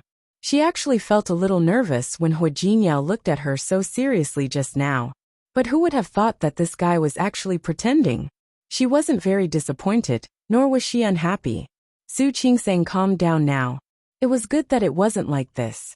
There was no example of a happy marriage around her. Those love stories that only existed in books were far away from her. If Hu Jingyao just wanted her to support him, it wouldn't be difficult. This kind of relationship was the best and safest. If he was serious, then she would really be worried. Su Qingseng, who was relaxed, was in the mood to taste the food on the table. Su Qingseng had lived in the Su family since she was a child. He had also developed the habit of not speaking while eating. However, Hu Jingyao did not have such scruples. He picked up food for her and scooped soup for her. Su Qingseng felt very uncomfortable. She was a doctor and had an obsession with cleanliness. She really couldn't stand the situation where they ate each other's saliva. I'll get it myself. You eat it yourself. You are my wife. Of course, I have to serve you. Hu Jingyao was still smiling carelessly. Su Qingseng frowned slightly. He wanted to say that he felt that it was dirty, but he couldn't say it. I'm going to eat. You eat by yourself. Putting down the bowl, Su Qingseng planned to finish her thesis. Hu Jingyao reached out his hand to her. What? Key. And the key card. Hu Jingyao looked at Su Qingseng with a matter-of-fact expression. I still have my luggage in the hotel. I plan to bring it over later. Shouldn't you give me the key and card? Su Qingseng's lips moved, as if she had just realized something at that moment. It is easier to invite a god in than to send him away. It wouldn't be so easy for her to get rid of Hu Jingyao now, because he was determined to pester her. Chapter 22.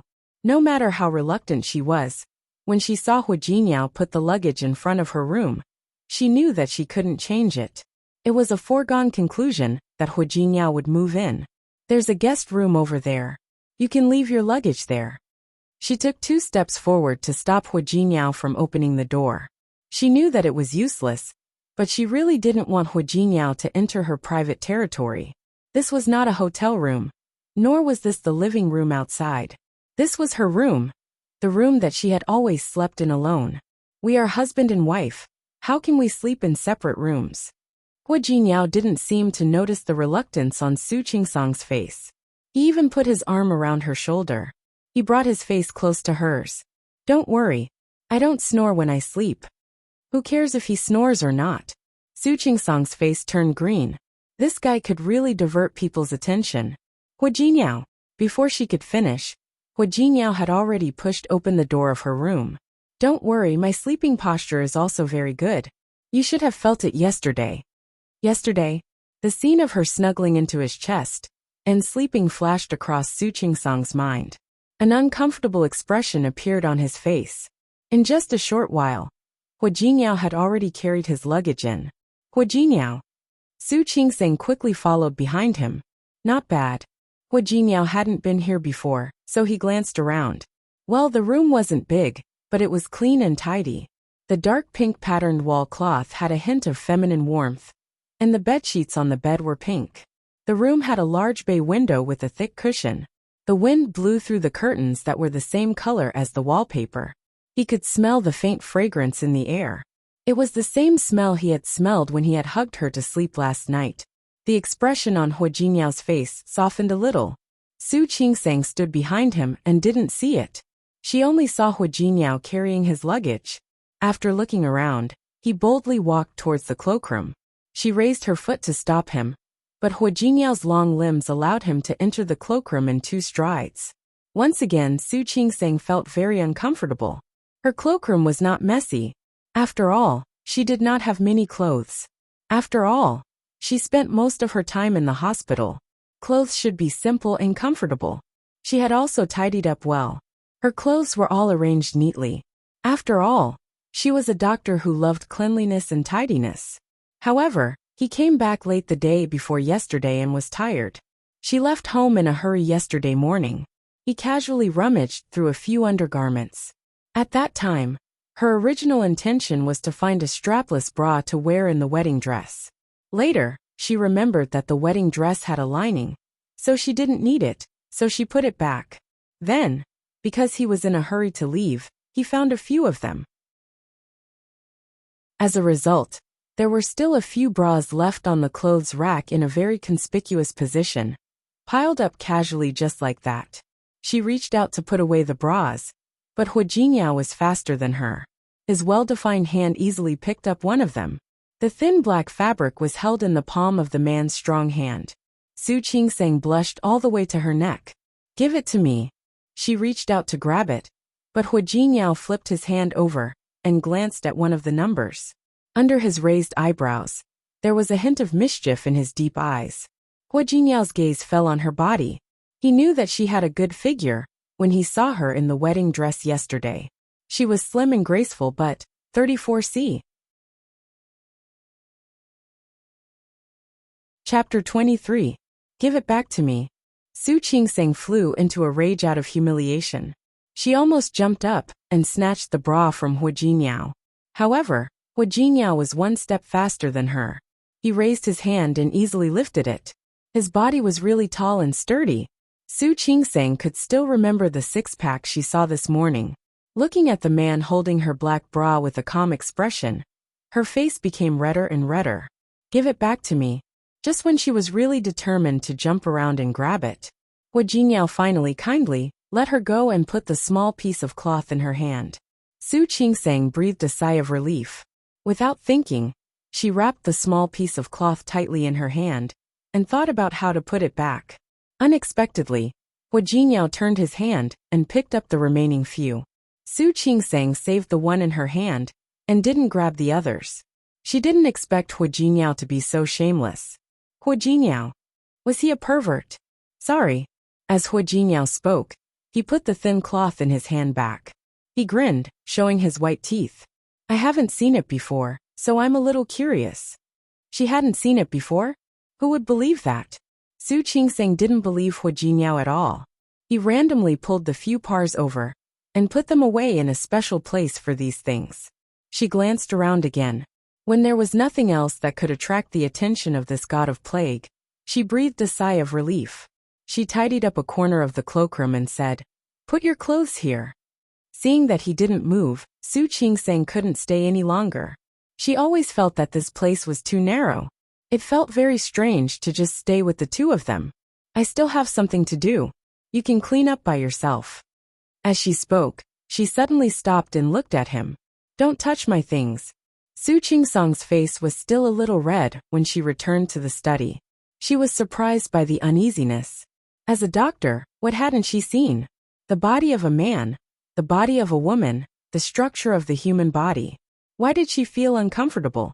Why did she feel guilty? She didn't need to, okay? Patting her cheeks, Su Qingseng decided to finish the paper she had been working on. But before she could type 2 lines, she was interrupted again. Looking at Hu Jinyao's head poking through the door, she suddenly felt a headache coming on. What's up? Her mind was still thinking about the scene of him pinching her little asterisk, and her expression couldn't be considered very good. What do you want to eat tonight? Whatever. How can you be so casual? As they spoke, Hu Jingyao came in.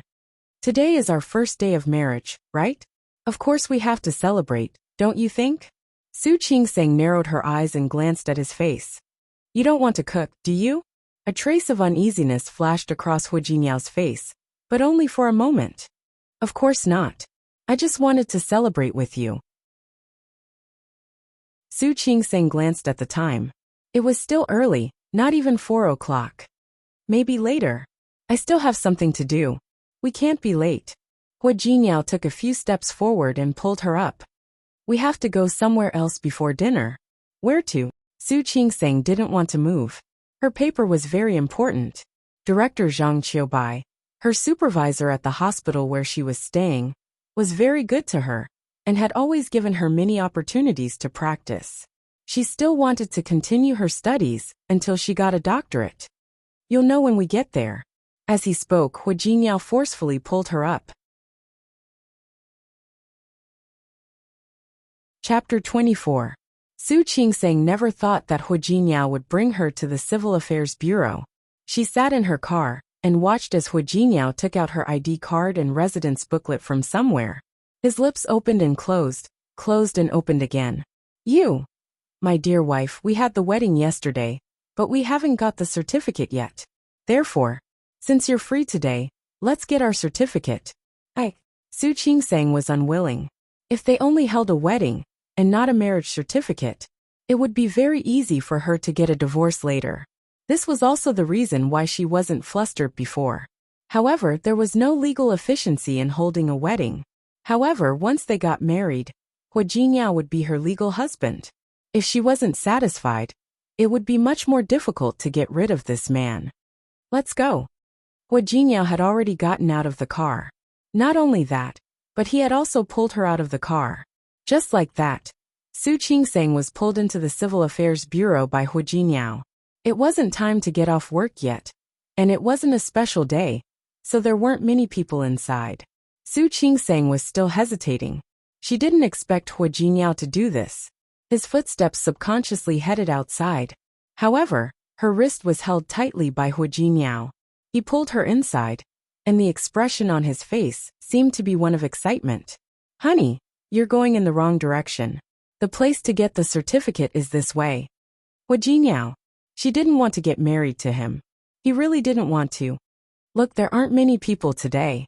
Looks like it's a good day. Su Qingseng glanced at the hall. There were indeed not many people. Most people like to pick a good day to get married. Then he would come in the morning. It was already afternoon, and they were about to get off work. A couple in front of them had just finished, and now it was their turn. Hu Jinyao handed over all the certificates.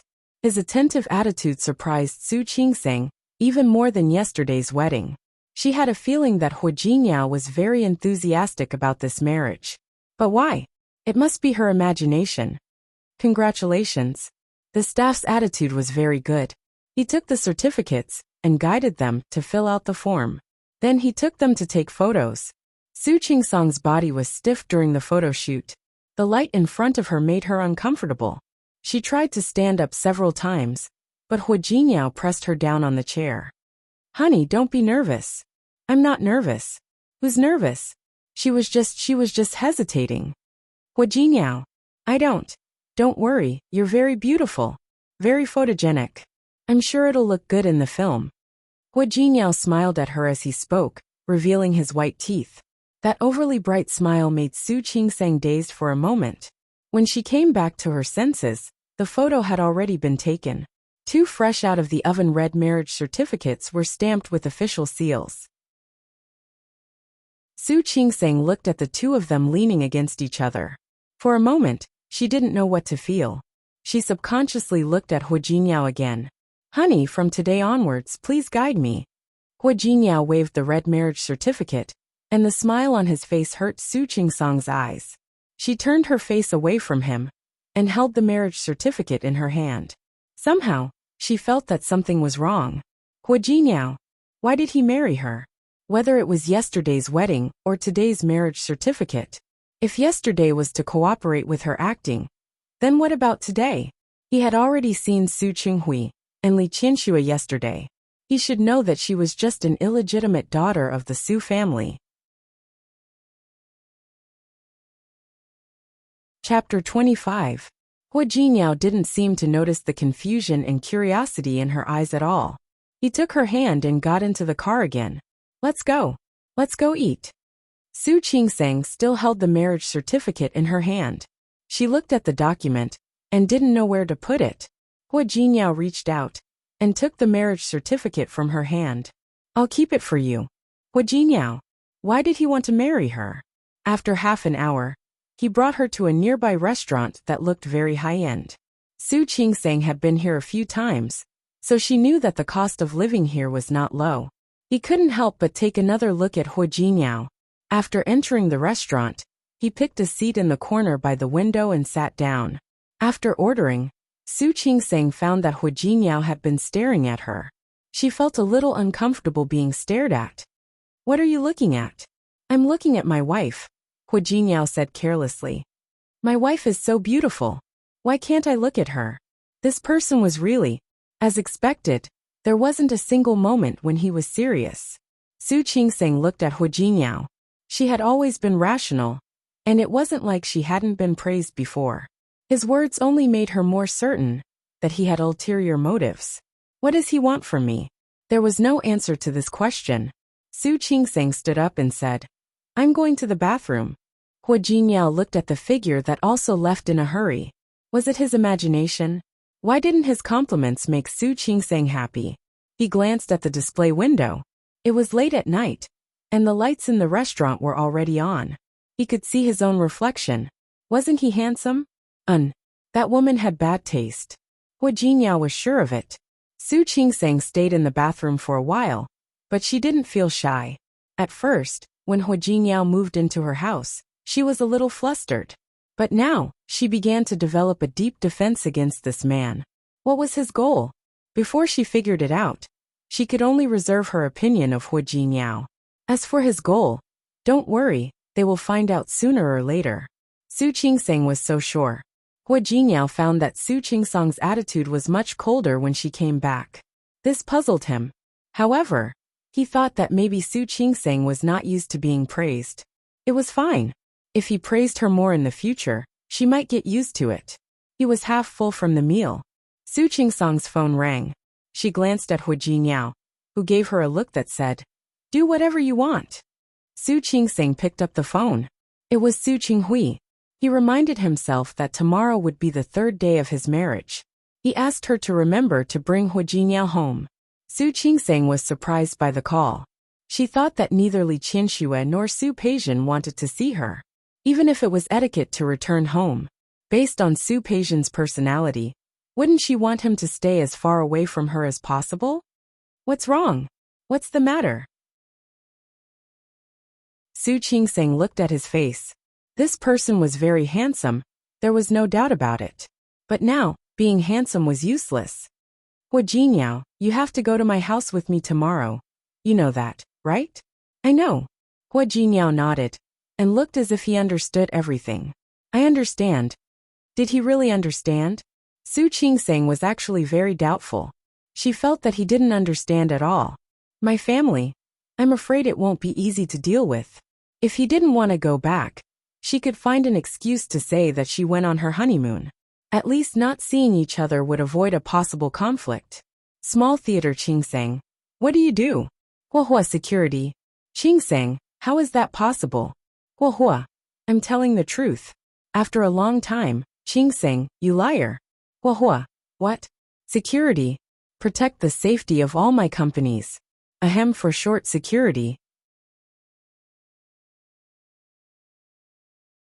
Chapter 26. Don't worry. Isn't it just accompanying you back to see your family? Hu Jiniao reached out to hold her hand. Don't worry, we're married now. Your parents are naturally my parents. Your family is naturally my family. I will get along well with them. Su Qingseng didn't believe a single word he said. She hadn't forgotten that Hu Jiniao had poured red wine all over Su Peijian's body. If it weren't for the inappropriate occasion yesterday, Su Peijian wouldn't have let it go so easily. When he returned home tomorrow, he was afraid that it would not be so easy to get over it. She even had reason to suspect that it was Su Peijian's idea for Su Qinghui to call her home. It was very likely. Looking at Hu Jiniao's fearless face, Su Qingseng felt a little helpless. Promise me, don't cause any trouble tomorrow. Don't worry, I won't. Hu Jiniao smiled brightly. Causing trouble? Of course not. But if something came to provoke him, then he could not guarantee it. Su Qingseng didn't sleep well that night. She dreamed of her childhood again. She lived in the Su family. In fact, she had never understood. If Li Qianxue really didn't like her, why did she let her live in the Su family? Wouldn't it be better to send her to an orphanage or raise her outside? With the Su family's power, It was not impossible. However, she had raised an illegitimate daughter like her under her own name, and had even given her the surname Su. In terms of life, she naturally didn't want to compare herself with Su Peijian. His room was also in the corner, and he was not allowed to eat at the same time as Li Qianxue. She had someone to take care of her daily life, but she was like a ghost in the Su family. She only learned about these things after she grew up. But when she was young, she didn't understand these things. When she was 5, she took a fancy to Su Peijian's doll. Su Peijian had many dolls like that. She had none. The person she liked was Su Peijian's favorite person in recent times. It was a pink little princess who looked especially cute. At that time, Su Peijian had nothing to do, and would play with it in her arms. Su Qingsang wanted it, but she never dared to show it. Su Peijian had a lot of toys. No matter how much she liked the dolls, they were just temporary novelties to her. Soon, the little princess doll was despised. He told the housekeeper Nanny Zhang to throw it away. At that time, someone came to look for Nanny Zhang. She got busy and casually threw the doll on the sofa in the living room.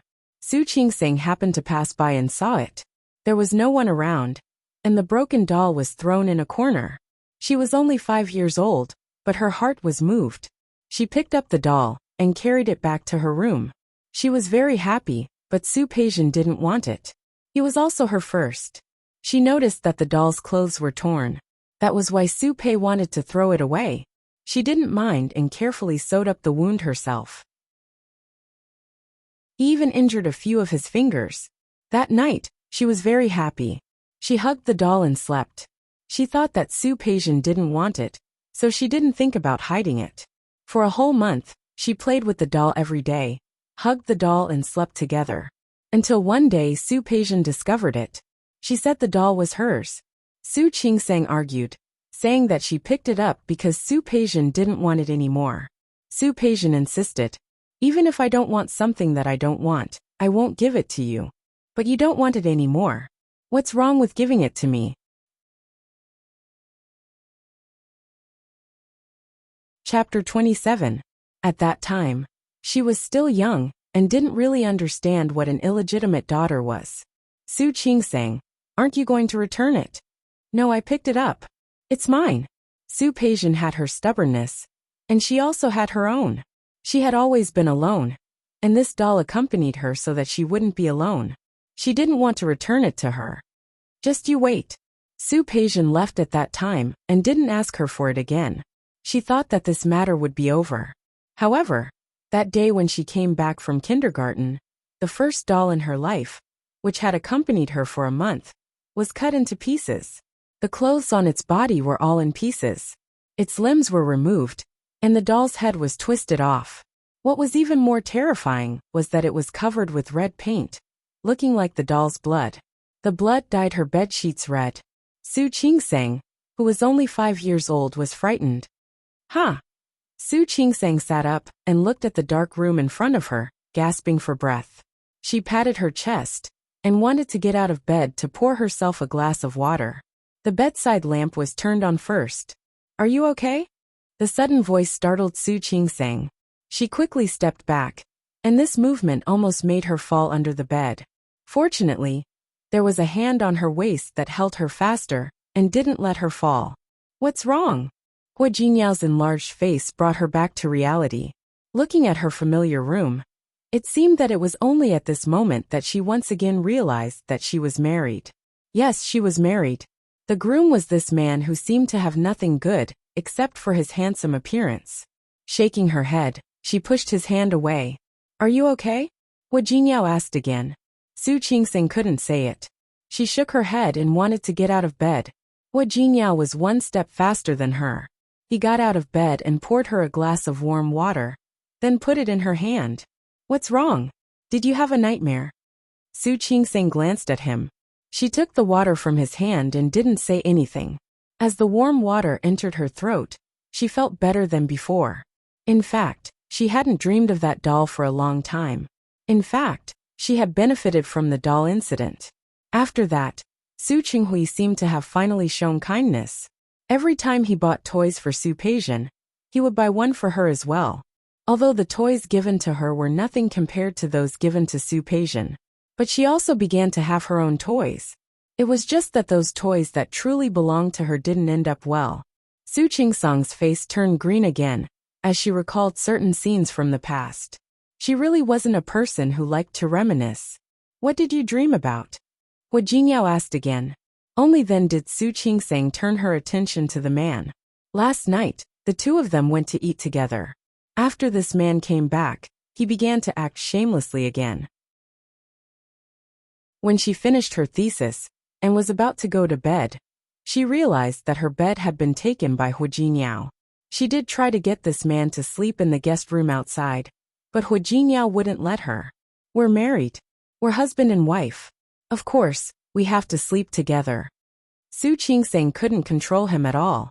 Fortunately, other than hugging her to sleep like he did yesterday, he didn't do anything more excessive. Otherwise, she might not be able to help herself and hit him. Dreams are all opposite. Seeing that she didn't speak, Hu Jingyao took the empty glass from her hand and put it aside. He carefully looked at her face. The concern on his face didn't seem to be fake. Chapter 28. She seemed to be in a daze, as if she was still troubled by the nightmare. Hu Jingyao looked at her dazed expression and reached out to hold her in his arms. Don't be afraid. Dreams are all opposite. There's nothing to be afraid of. His hand on her waist tightened slightly, and his comforting tone was stiff and jerky. Su Qingsang couldn't help but look at him again, because of this realization. She didn't expect this man to know how to comfort people. As soon as she looked at him, he immediately became playful again. How is it? Did you suddenly realize that your husband is very handsome? Hu Jingyao saw that she was looking at him, and the corners of his lips curled up again. Under the light, his face was indeed very handsome. People said that the more you looked at a beauty under the light, the more beautiful she was. Of course, the premise was that his current expression didn't make people feel like they were asking for a beating. His proud expression made Su Qingsang's mouth twitch. She took back what she said just now. This man would probably never learn to be serious. His hands circled around her waist just like that. She really wasn't used to it, so she reached out to pull it away. Hu Jingyao was extremely stubborn and refused to let go. What? I'm not handsome. Su Qingsang rolled her eyes. Let go. I'm going to sleep. Let's sleep together. Who wanted to sleep with him? Su Qingsang wanted to say something, but Hu Jingyao had already laid down with her in his arms. Hu Jingyao, who could sleep well with a hand on her waist? Take your hand away. No. Take it away. No. Are you taking it away or not? I'm not taking it away. Hu Jingyao tightened his grip as he spoke. Go to sleep. If you don't sleep, we'll do something else. What else?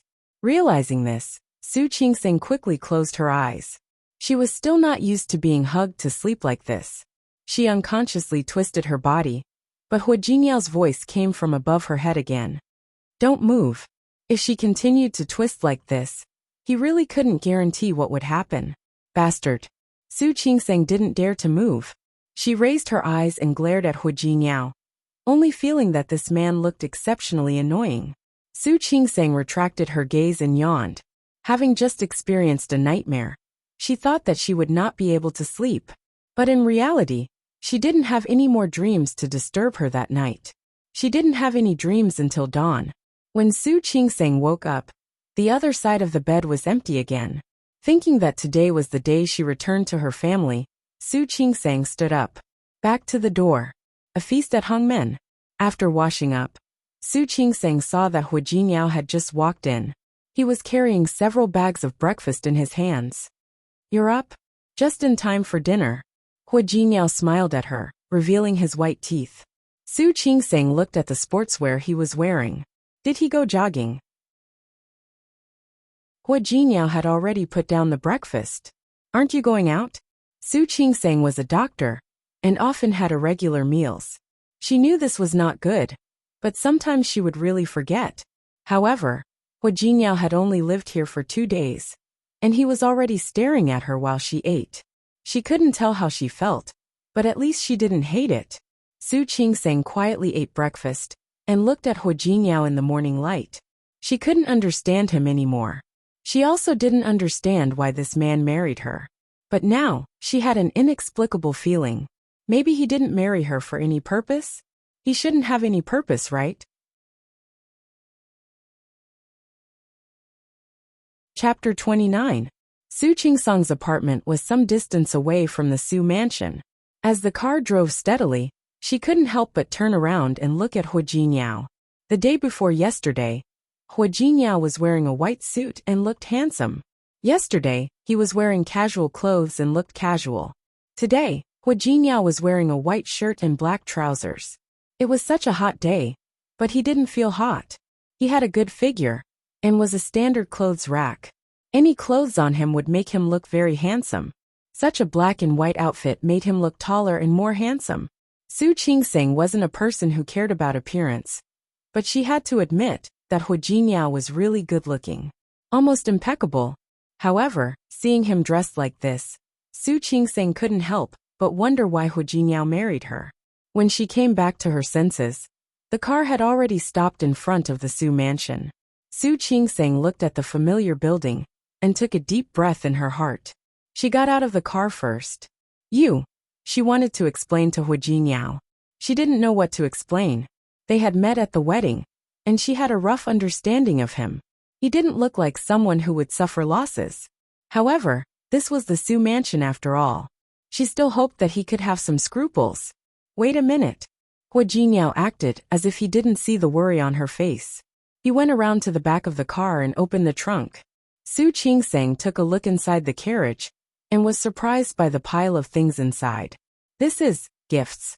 Hu Jingyao took out the things one by one and put them in front of her. Didn't you say? I went back to my family today. I don't know what your parents like. So I bought some things casually. Did he buy them casually? Su Qingsong looked at the logos and outer packaging. These didn't look like they were bought casually, did they? You spent a lot of money. There was no need. Her position in the Su family was awkward.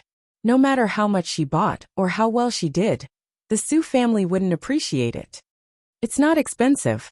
As Hu Jingyao spoke, he picked up all the bags and put his face close to her. Didn't I say that I lost my job? I used all my savings to buy these. You have to support me in the future. The corner of Su Qingsong's mouth twitched. Was this person trying to impress her? It's my first time visiting, so it's only right for me to please my mother-in-law and father-in-law. Don't you agree? Hu Jingyao's words made Su Qingsong speechless.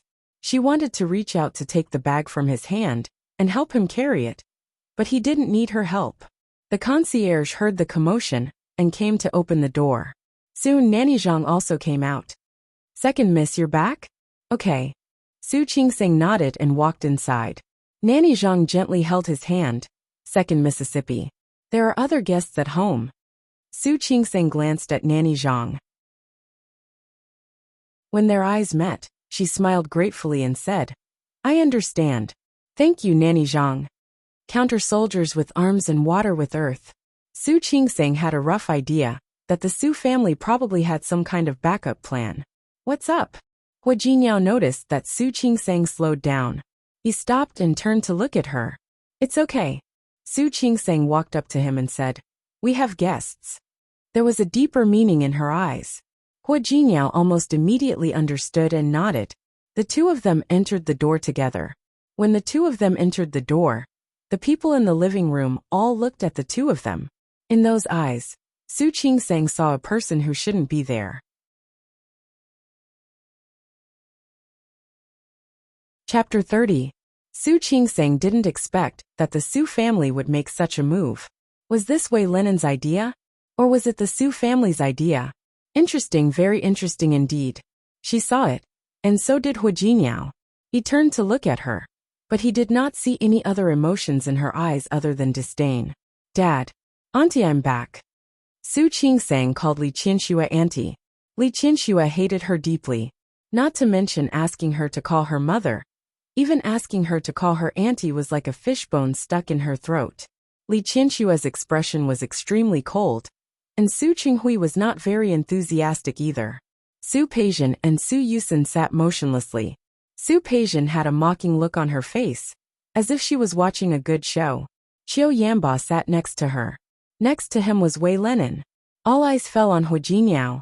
Compared to the different expressions on these people's faces, Hu Jiniao seemed much more generous. He walked forward with the gifts and stood in front of the coffee table. He looked at Su Qinghui. Dad. Auntie. He followed Su Qingsang's greeting and put the gift away. These are gifts for everyone. I didn't know what you guys liked, so I just bought some random stuff. He took out the items and placed them in front of Su Qinghui and Li Qinxua one by one. Even Su Peixian and Su Yusin had one. Su Qinghui glanced at the packaging on the table. He looked a little better than before. You're quite considerate. Of course. As Hu Jiniao spoke, he pulled Su Qingsang into his arms. Su Qingsang was not used to his intimate behavior. But in this situation, she could only force herself to cooperate with him. Since I'm married to Qingsang, Qingsang's family is naturally my family. Hu Jiniao turned to look at Su Qingsang. His eyes were extremely gentle. Don't you think so? Yeah. The corners of Su Qingsang's mouth twitched, and her smile was a little stiff. Family. These people did not treat her as a family member. But at this time, she would definitely not say such words. Take a seat. His attack was indeed not light.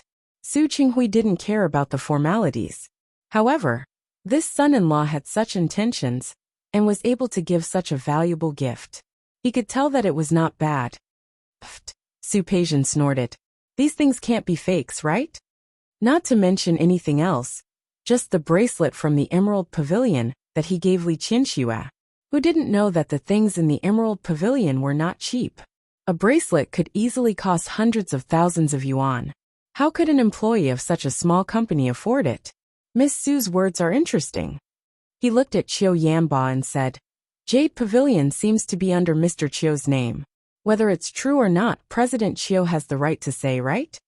Brother-in-law, you're too kind. Qiu Yanba's voice was indifferent. Since we're family, you can just call me by my name. Su Qinghui glanced at his daughter, then looked at Su Qingsang. Sit down. Don't just stand there. Both of them sat down. It seemed that Su Qinghui had accepted Hu Jiniao. Wei Lenin's face darkened. He didn't want to see this result. Qingsang. Wei Lenin wanted to walk in front of Su Qingsang, but before she could react, he sat down on the sofa next to her and held her hand. Qingsang. I already know. Know what? Su Qingsang was a little confused. For a moment, she forgot to pull her hand out. At that moment, Wei Lenin glanced at Hu Jiniao with some pride, then looked at Su Qingsang affectionately.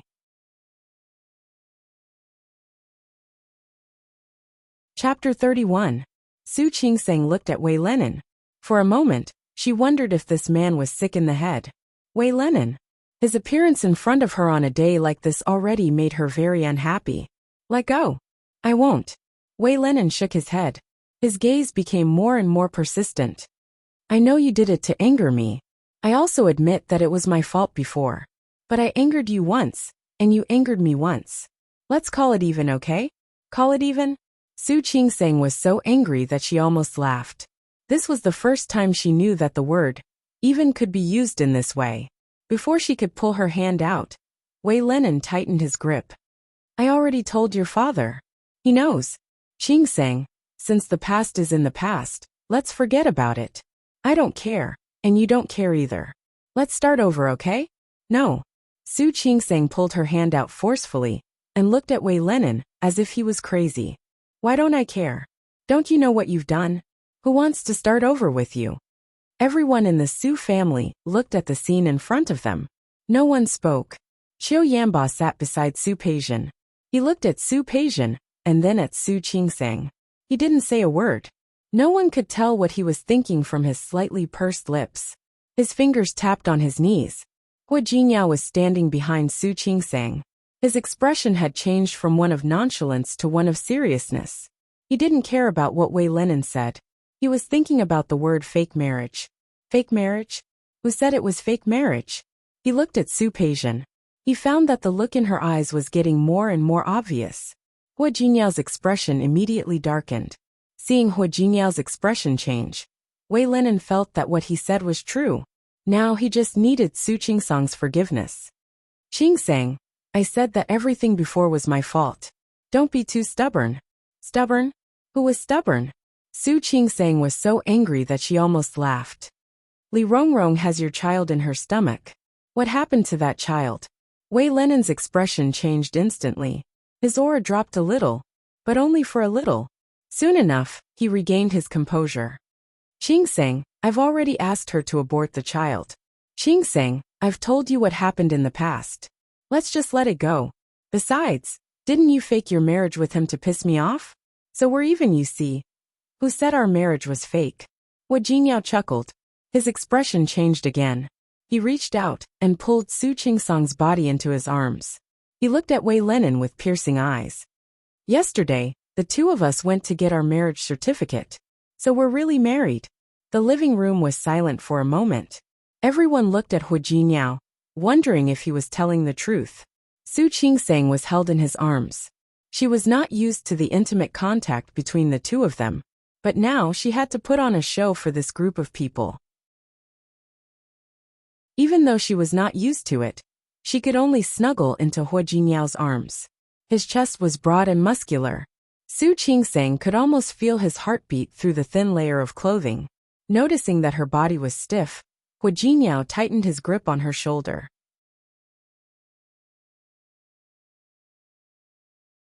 Chapter 32. Wei Lenin didn't believe that Su Qingsang would be willing to marry Hu Jinyao. He had specially investigated. This Hu Jinyao didn't have any background. He had investigated and found out that he was just a poor boy with nothing. Even the Hu family didn't come on the wedding day. If it wasn't a fake marriage, then it was shameful. How could it develop into a real marriage at this time? Compared to his agitation, Hu Jinyao was much calmer.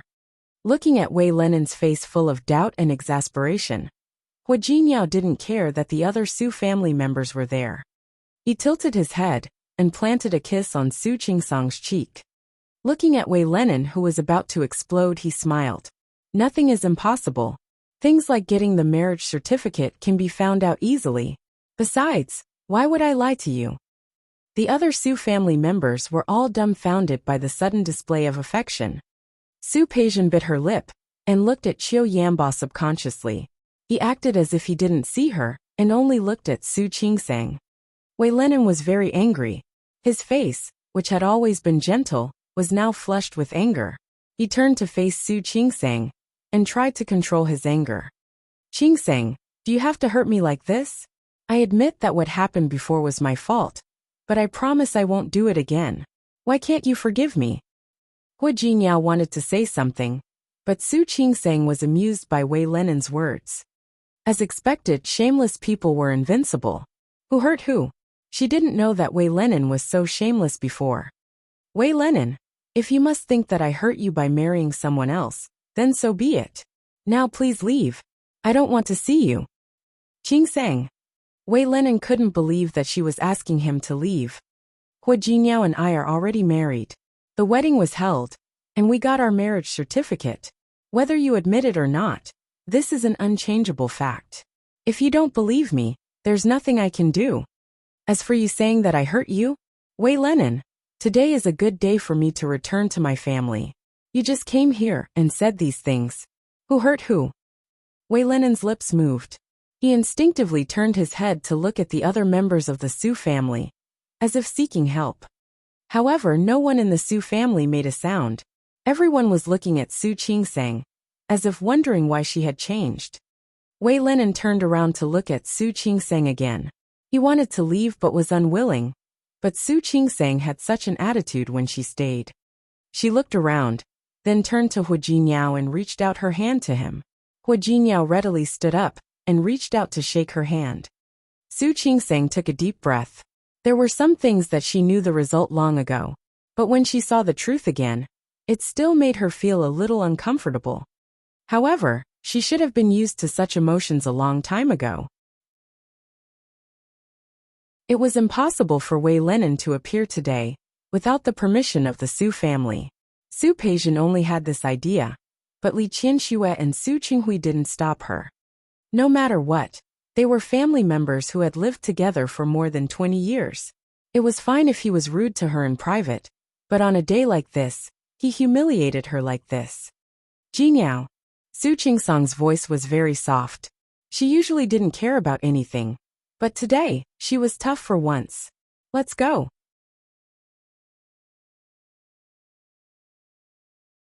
Chapter 33. Su Qinghui was surprised by Su Qingsang's action.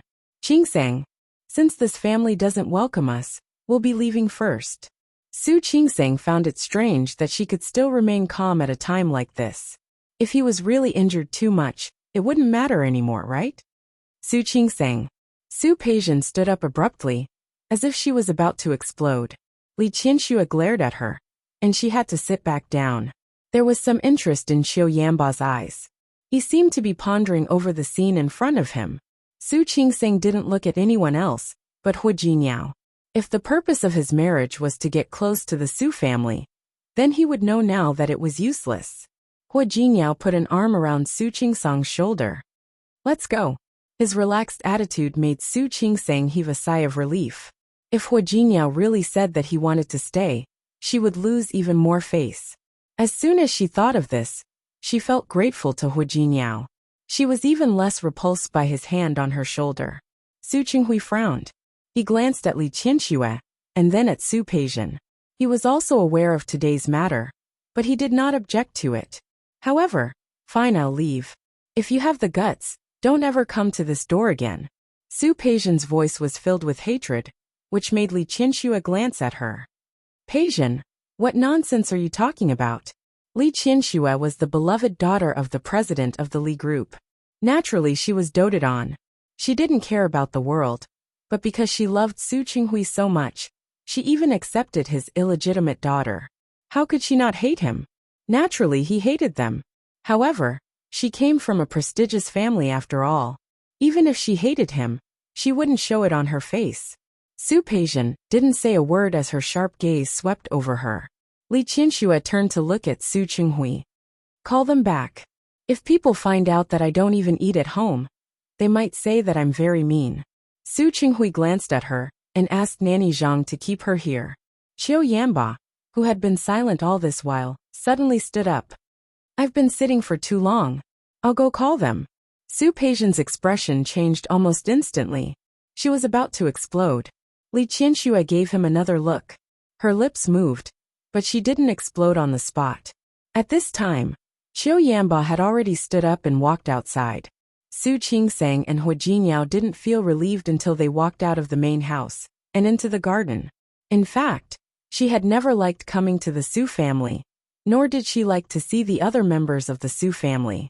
She didn't want to see Su Qinghui or anyone else. He looked at Hu Jinyao. Just now, when he followed her without hesitation, she felt a lot more comfortable. However, she was getting more and more confused. Why did this guy want to marry her? Feeling her gaze, Hu Jinyao turned around and found that she was staring at him. The hand on her shoulder slightly tightened. If you don't like coming here, don't come next time. Su Qingsang pressed her lips into a straight line. Then he nodded lightly. She turned around and looked behind her. This was once her home. However, she said, let's go. Go home. Yes, let's go home. Wherever she was wasn't at home. However, when the two of them were one step away from the door, they heard footsteps behind them. The two of them looked back together and saw that Qiu Yanba had caught up with them.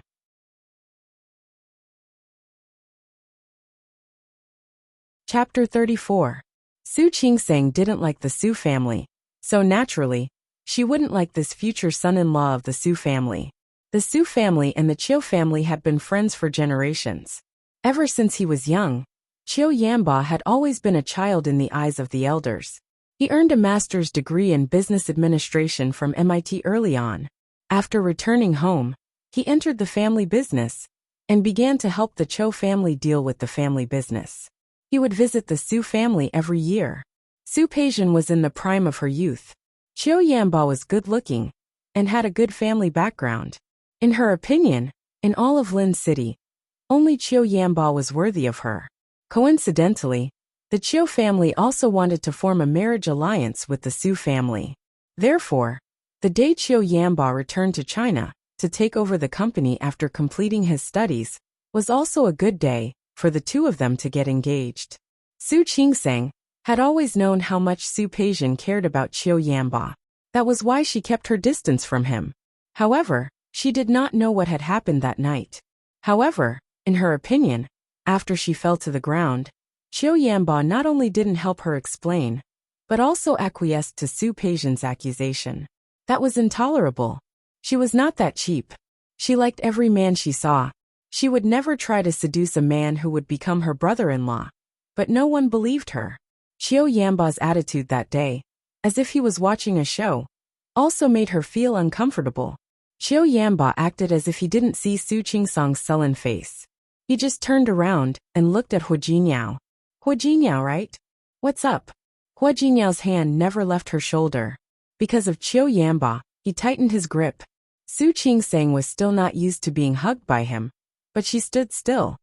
No matter what, today is a good day for you to return home.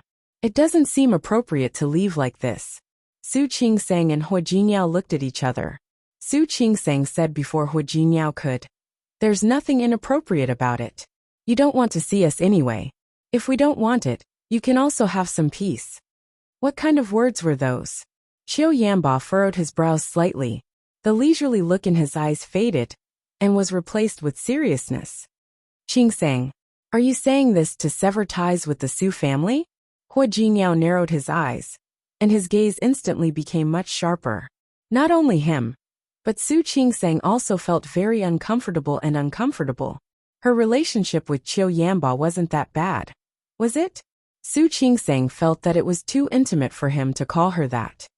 How could that be? He felt strange in his heart, but he didn't show it on his face. She wanted to sever ties with the Su family, but this wasn't up to her.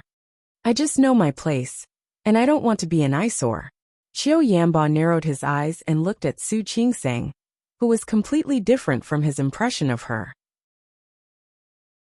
Qingsang's temper has grown since she got married.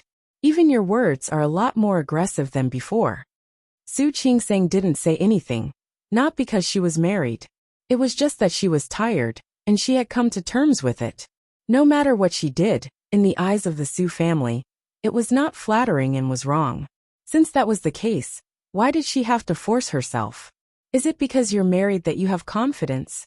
Qiu Yanba glanced at Hu Jinniao as he spoke. This man was not as simple as he appeared to be. At least on the day of the wedding, he went to investigate, but he didn't find any information related to Hu Jinniao. There were two situations like this. The first was that this man was really ordinary, and there was nothing to investigate. The other was that this man was unfathomable, so powerful that no one could find out anything about him.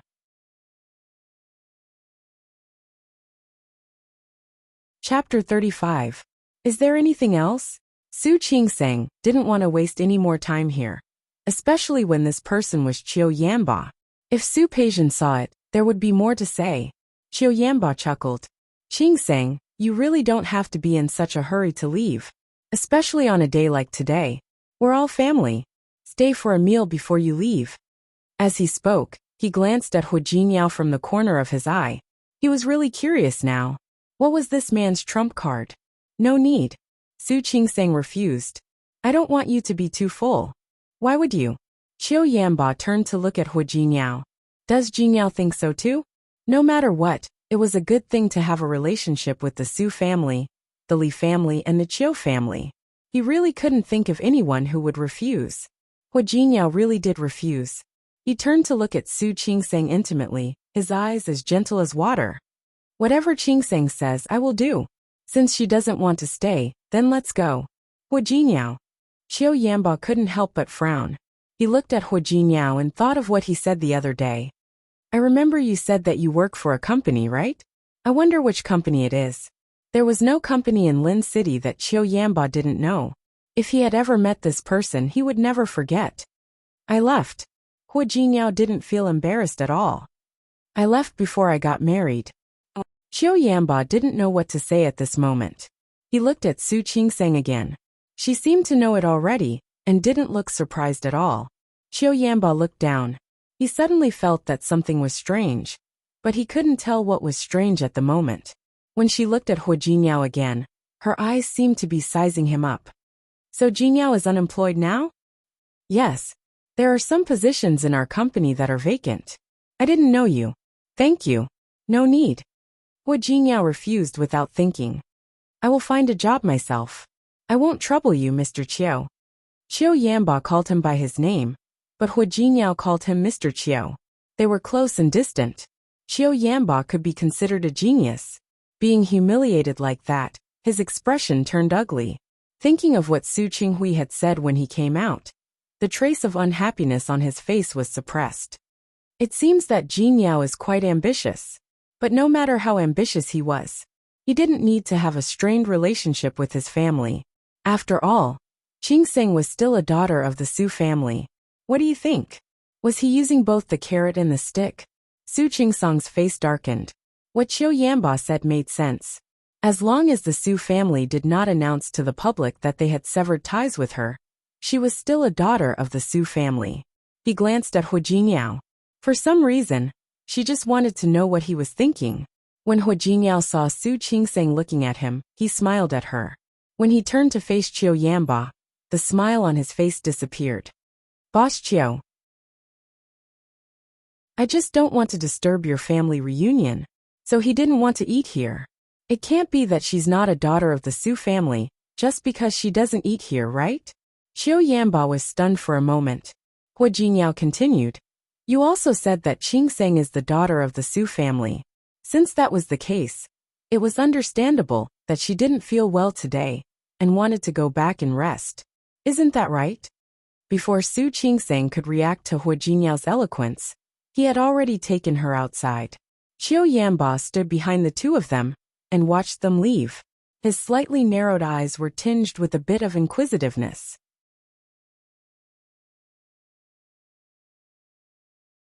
Chapter 36. Su Qingseng didn't react until she got into the car. She sat in the front passenger seat and looked at Hu Jingyao. At the wedding, she already knew that this man's mouth was extremely sharp. She didn't expect him to have the upper hand in front of Qiu Yanba. This was really, he said that it was just a meal. She was still a daughter of the Su family, whether she ate it or not. But the fact was that she was not a daughter of the Su family, whether she ate it or not. After all, no family would treat their daughter like that. She looked down at her slightly pale fingertips. There were some very simple things that she couldn't see through. In fact, she still had expectations in her heart. Expectations would hurt. If she didn't have expectations, she wouldn't be disappointed and wouldn't be hurt. Su Qingseng was stunned when her hand was suddenly held by someone. She looked up at the owner of the hand. She didn't know when Hu Jingyao had stopped starting the car.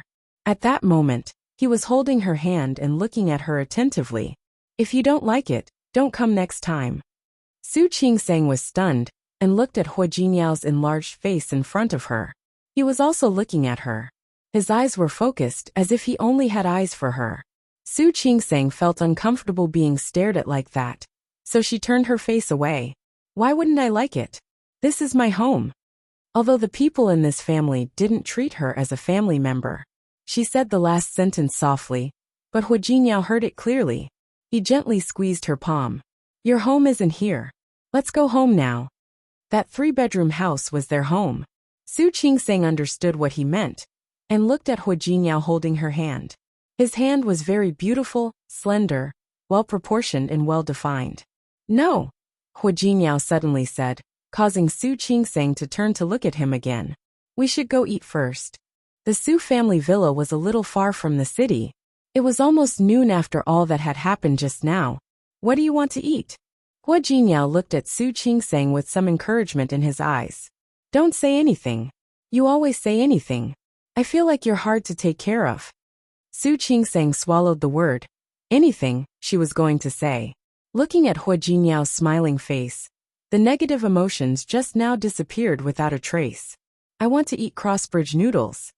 When he was in school, there was a guy from Y province. She often brought him to look for the cross-the-bridge noodle shops in various places in Yang City. She was not particular about food, but she could never forget that feeling. All right. Hu Jingyao started the car as he spoke. Where is it? I know a restaurant in Y Province. The rice noodles there are delicious. Su Qingseng took out her phone as she spoke. They have to make a reservation every time they go there. You drive first. I'll see if there's any space left. Okay. Hua Jinyao glanced at her out of the corner of his eye as he spoke. When he realized that the disappointment on her face was completely gone, the corners of his lips curled up a little. When Su Qingseng woke up in Hua Jinyao's arms again, she found that she had gotten used to it. It had only been a few days, but she had already gotten used to a man's embrace. Looking at Hua Jinyao's closed eyes, she had a strange feeling in her heart.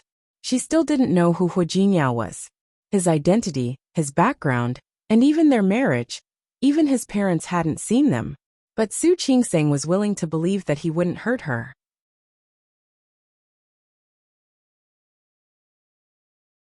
Chapter 37. Just like yesterday, if Hua Jinyao said he wanted to stay in the Su family, she would have no choice but to agree. But she would feel very uncomfortable afterwards. Hua Jinyao took her away just like that. Then he followed her heart and went to eat the bridge noodles. Su Qingseng didn't know how other men felt, but Hua Jinyao's actions moved her a little. Maybe he really didn't marry her because she was the daughter of the Su family? She couldn't help but look at Hua Jinyao's face again. She had to admit that even when he was asleep, this guy had the ability to charm people. His sculpted features looked innocent at the moment, and his eyes, which always had a smile on them, were tightly closed. His long eyelashes were like feathers. She didn't expect his eyelashes to be so long. She even had an urge to reach out and touch them. Do I look good? The sudden voice startled Su Qingseng. Only then did she realize that Hua Jinyao had woken up. She was caught peeping, so she looked very embarrassed.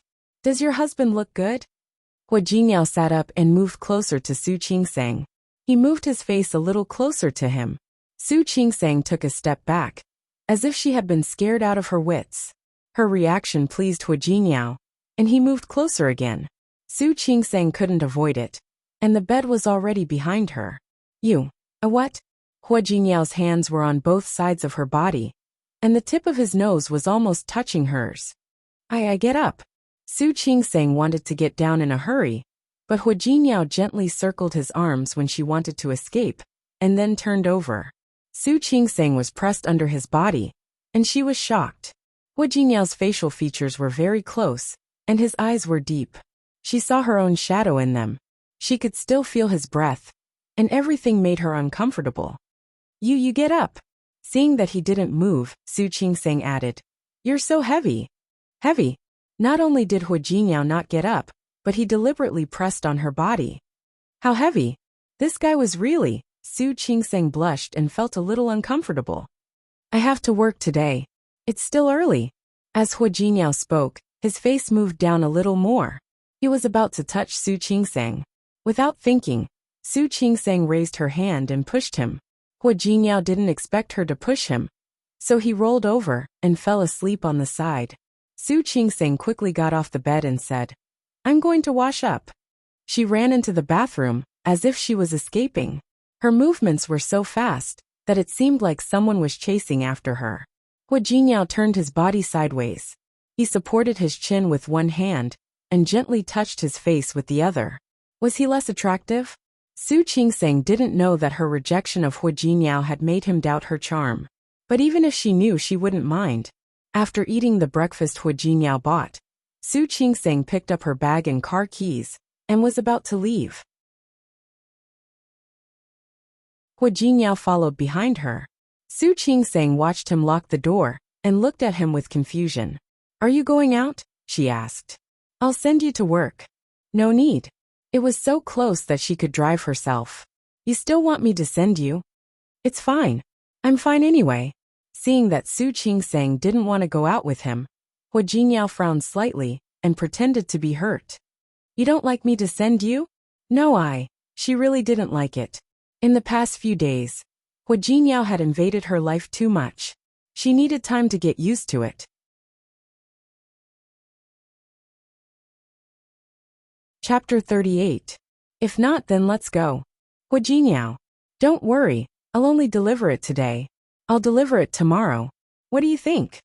As Hu Jingyao spoke, he reached out and put his arm around Su Qingsang's shoulder. Su Qingsang was stunned. She was really not used to such intimacy. She would be late if she continued to waste time. She could only acquiesce to Hu Jinyao's actions. The car drove out of the neighborhood. Su Qingsang watched Hu Jinyao skillfully driving the car from the corner of her eye. Thinking of what Qiu Yanba said yesterday, she was really curious. She was only curious for a moment. She would never ask Hu Jinyao what he did for a living. The hospital was not far from the apartment, so they arrived soon. Su Qingsang picked up her bag and got out of the car. She found that Hu Jinyao got out of the car with her. Hu Jinyao went around to the back of the car and took out a cardboard box. Su Qingsang looked at the logo on it and had a bad feeling. What are you going to do? What do you think? Hu Jinyao smiled, showing his white teeth. Su Qingsang had a feeling that she wouldn't like what he was going to do next. She wanted to stop him.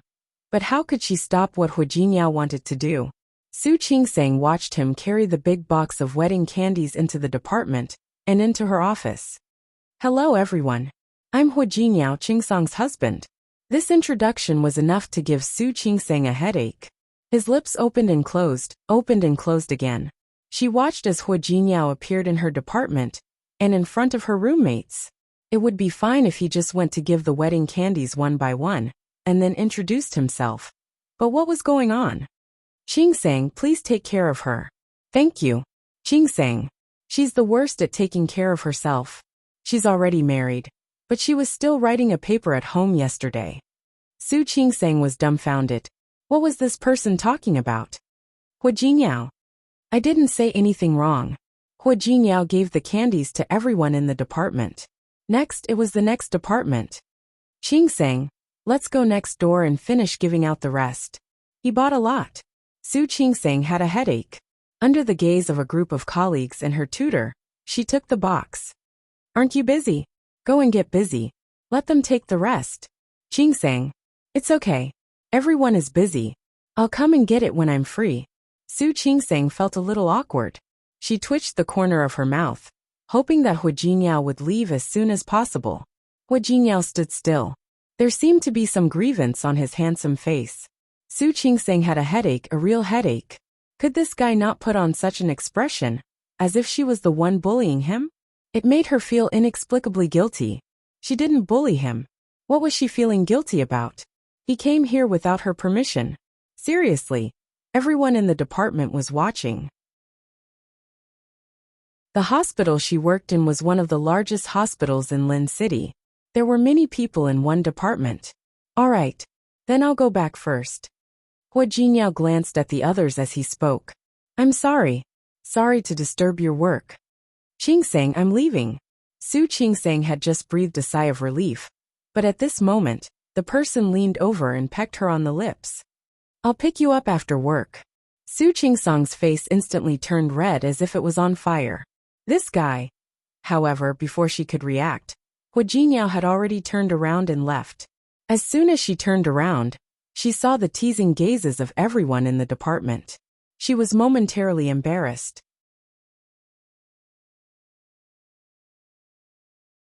Chapter 39. Su Qingsang had been feeling a little uneasy this morning. Hu Jinyao's actions, and the wedding candies.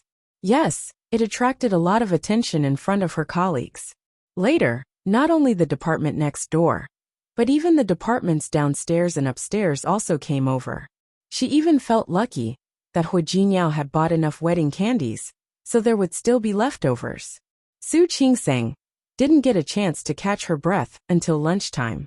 When she arrived at the hospital's cafeteria, the aunties in the cafeteria winked at Su Qingsang. Dr. Su, why didn't you send me wedding candies? I've been giving you more food every day. Su Qingsang blushed. The cafeteria lady put 2 more poached eggs in her bowl. Dr. Su, you just got married, so you must be tired. Take care of yourself. Seeing the people in the cafeteria looking at her, Su Qingsang felt really embarrassed. He tried his best to minimize his presence. When he was about to find a seat with the tray, he didn't notice that someone was standing in front of him. Just as she was about to touch him, the man was very powerful. He quickly supported her, stabilized her body, and let her stand still. Be careful. Thank you. Su Qingsang raised her head. When she saw the person in front of her, there was a flash of surprise in her eyes. Hongchen? Why are you here? Why can't I be here? Zhou Hongchen had the face of a scholar, but he had a pair of beautiful peach blossom eyes. Usually, this appearance attracted a lot of men. In order to avoid peach blossoms, he even wore a pair of glasses, even though he was not nearsighted. Zhou Hongchen was the son of the hospital's director. He majored in cardiac surgery. He was 3 years older than Su Qingsang. At such a young age, he was already a famous attending physician in the Department of Cardiothoracic Surgery. In the previous year, he had gone to the United States for academic research. Have you finished your research? Yes. Zhou Hongchen nodded. Noticing that someone was looking in their direction, he spread his hands and said, "There are seats over here. Let's sit down and talk." All right. Su Qingsang admired Zhou Hongchen. He was young but very experienced. Last year, there was a pregnant woman with heart disease. At that time, all the doctors did not dare to accept it, but he said that there was no problem. In the end, under the combined efforts of the thoracic surgery department and obstetrics department, the pregnant woman's delivery was ensured, and both mother and child were safe. The incident had even made the news in Lin City at the time. Su Qingsang admired capable people very much, especially someone like Zhou Hongchen. Zhou Hongchen was the dean's son, but he didn't put on any airs and usually ate with them. He brought some food over. Su Qingsang glanced at his bowl. What's wrong? Or do you like to eat vegetables? Yes. As a cardiothoracic surgeon, he operated on patients every day. Zhou Hongchen was more interested in vegetarian food than meat. Everyone in the academy knew about this. Su Qingsang took a sip of the soup and noticed that Zhou Hongchen was staring at her. She was puzzled. What's wrong? Is there something on my face? I heard you got married as soon as I came back. Su Qingsang curled her lips and said helplessly, Yeah, I'm married. There was a flash of sadness in Zhou Hongchen's beautiful peach blossom eyes under the lenses. Why so sudden? I remember you said before that you wouldn't get married until you were 30. Plans can't keep up with changes. Su Qingsang smiled. She didn't want to talk about her flash marriage. Zhou Hongchen nodded and suddenly sighed. Once you get married, the hearts of many bachelors in our hospital will be broken again.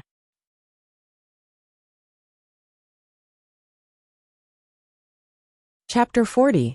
Zhou Hongchen's reputation in the hospital was not just good, it was very good.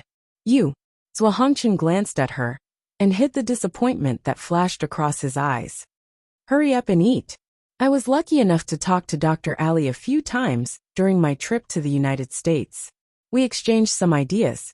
I've sorted out the information. Come to my office later, and I'll give it to you. That's very nice of you. Thank you so much. You're too polite. How about you treat me to dinner? Zhou Hongchen said half-jokingly. Su Qingsang nodded heavily. Of course. Even if you don't give it to me, I'll still treat you to dinner. It'll be a welcome dinner for you. Don't you think so? Aren't you taking advantage of me again? It's 2 meals and you're treating me to 1 meal? Then I'll treat you twice.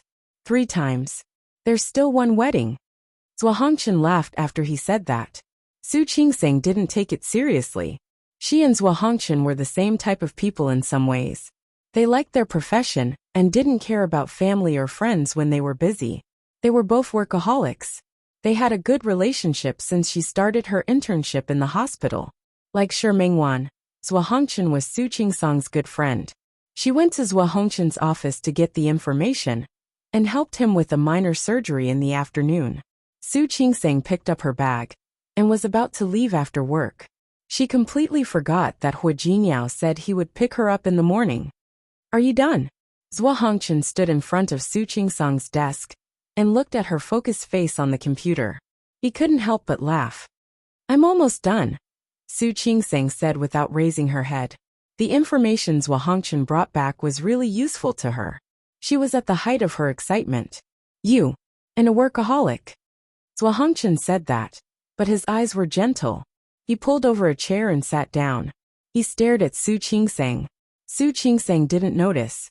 She looked at one spot, and suddenly raised her head to look at Zhuangchen. Here, did Dr. Ali get the data from her own practice? Let me see. Zhuangchen got up and walked behind her to look at the spot she was pointing at. I discussed all of this with Dr. Ali at that time. She had practiced this data before. In fact, these latest papers had already been published. But we can't see it for now. Dr. Ali is really amazing.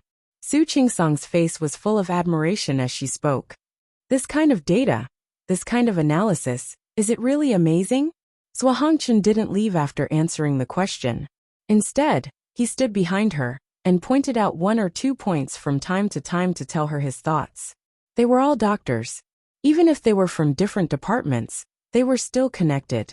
Su Qingsang nodded repeatedly, not even noticing that Zhuangchen was getting closer and closer to her. Qingsang. She was startled by the sudden voice. She turned around and found that Hu Jingyao had arrived without her noticing. You haven't gotten off work yet? Hu Jingyao glanced at Zhuangchen.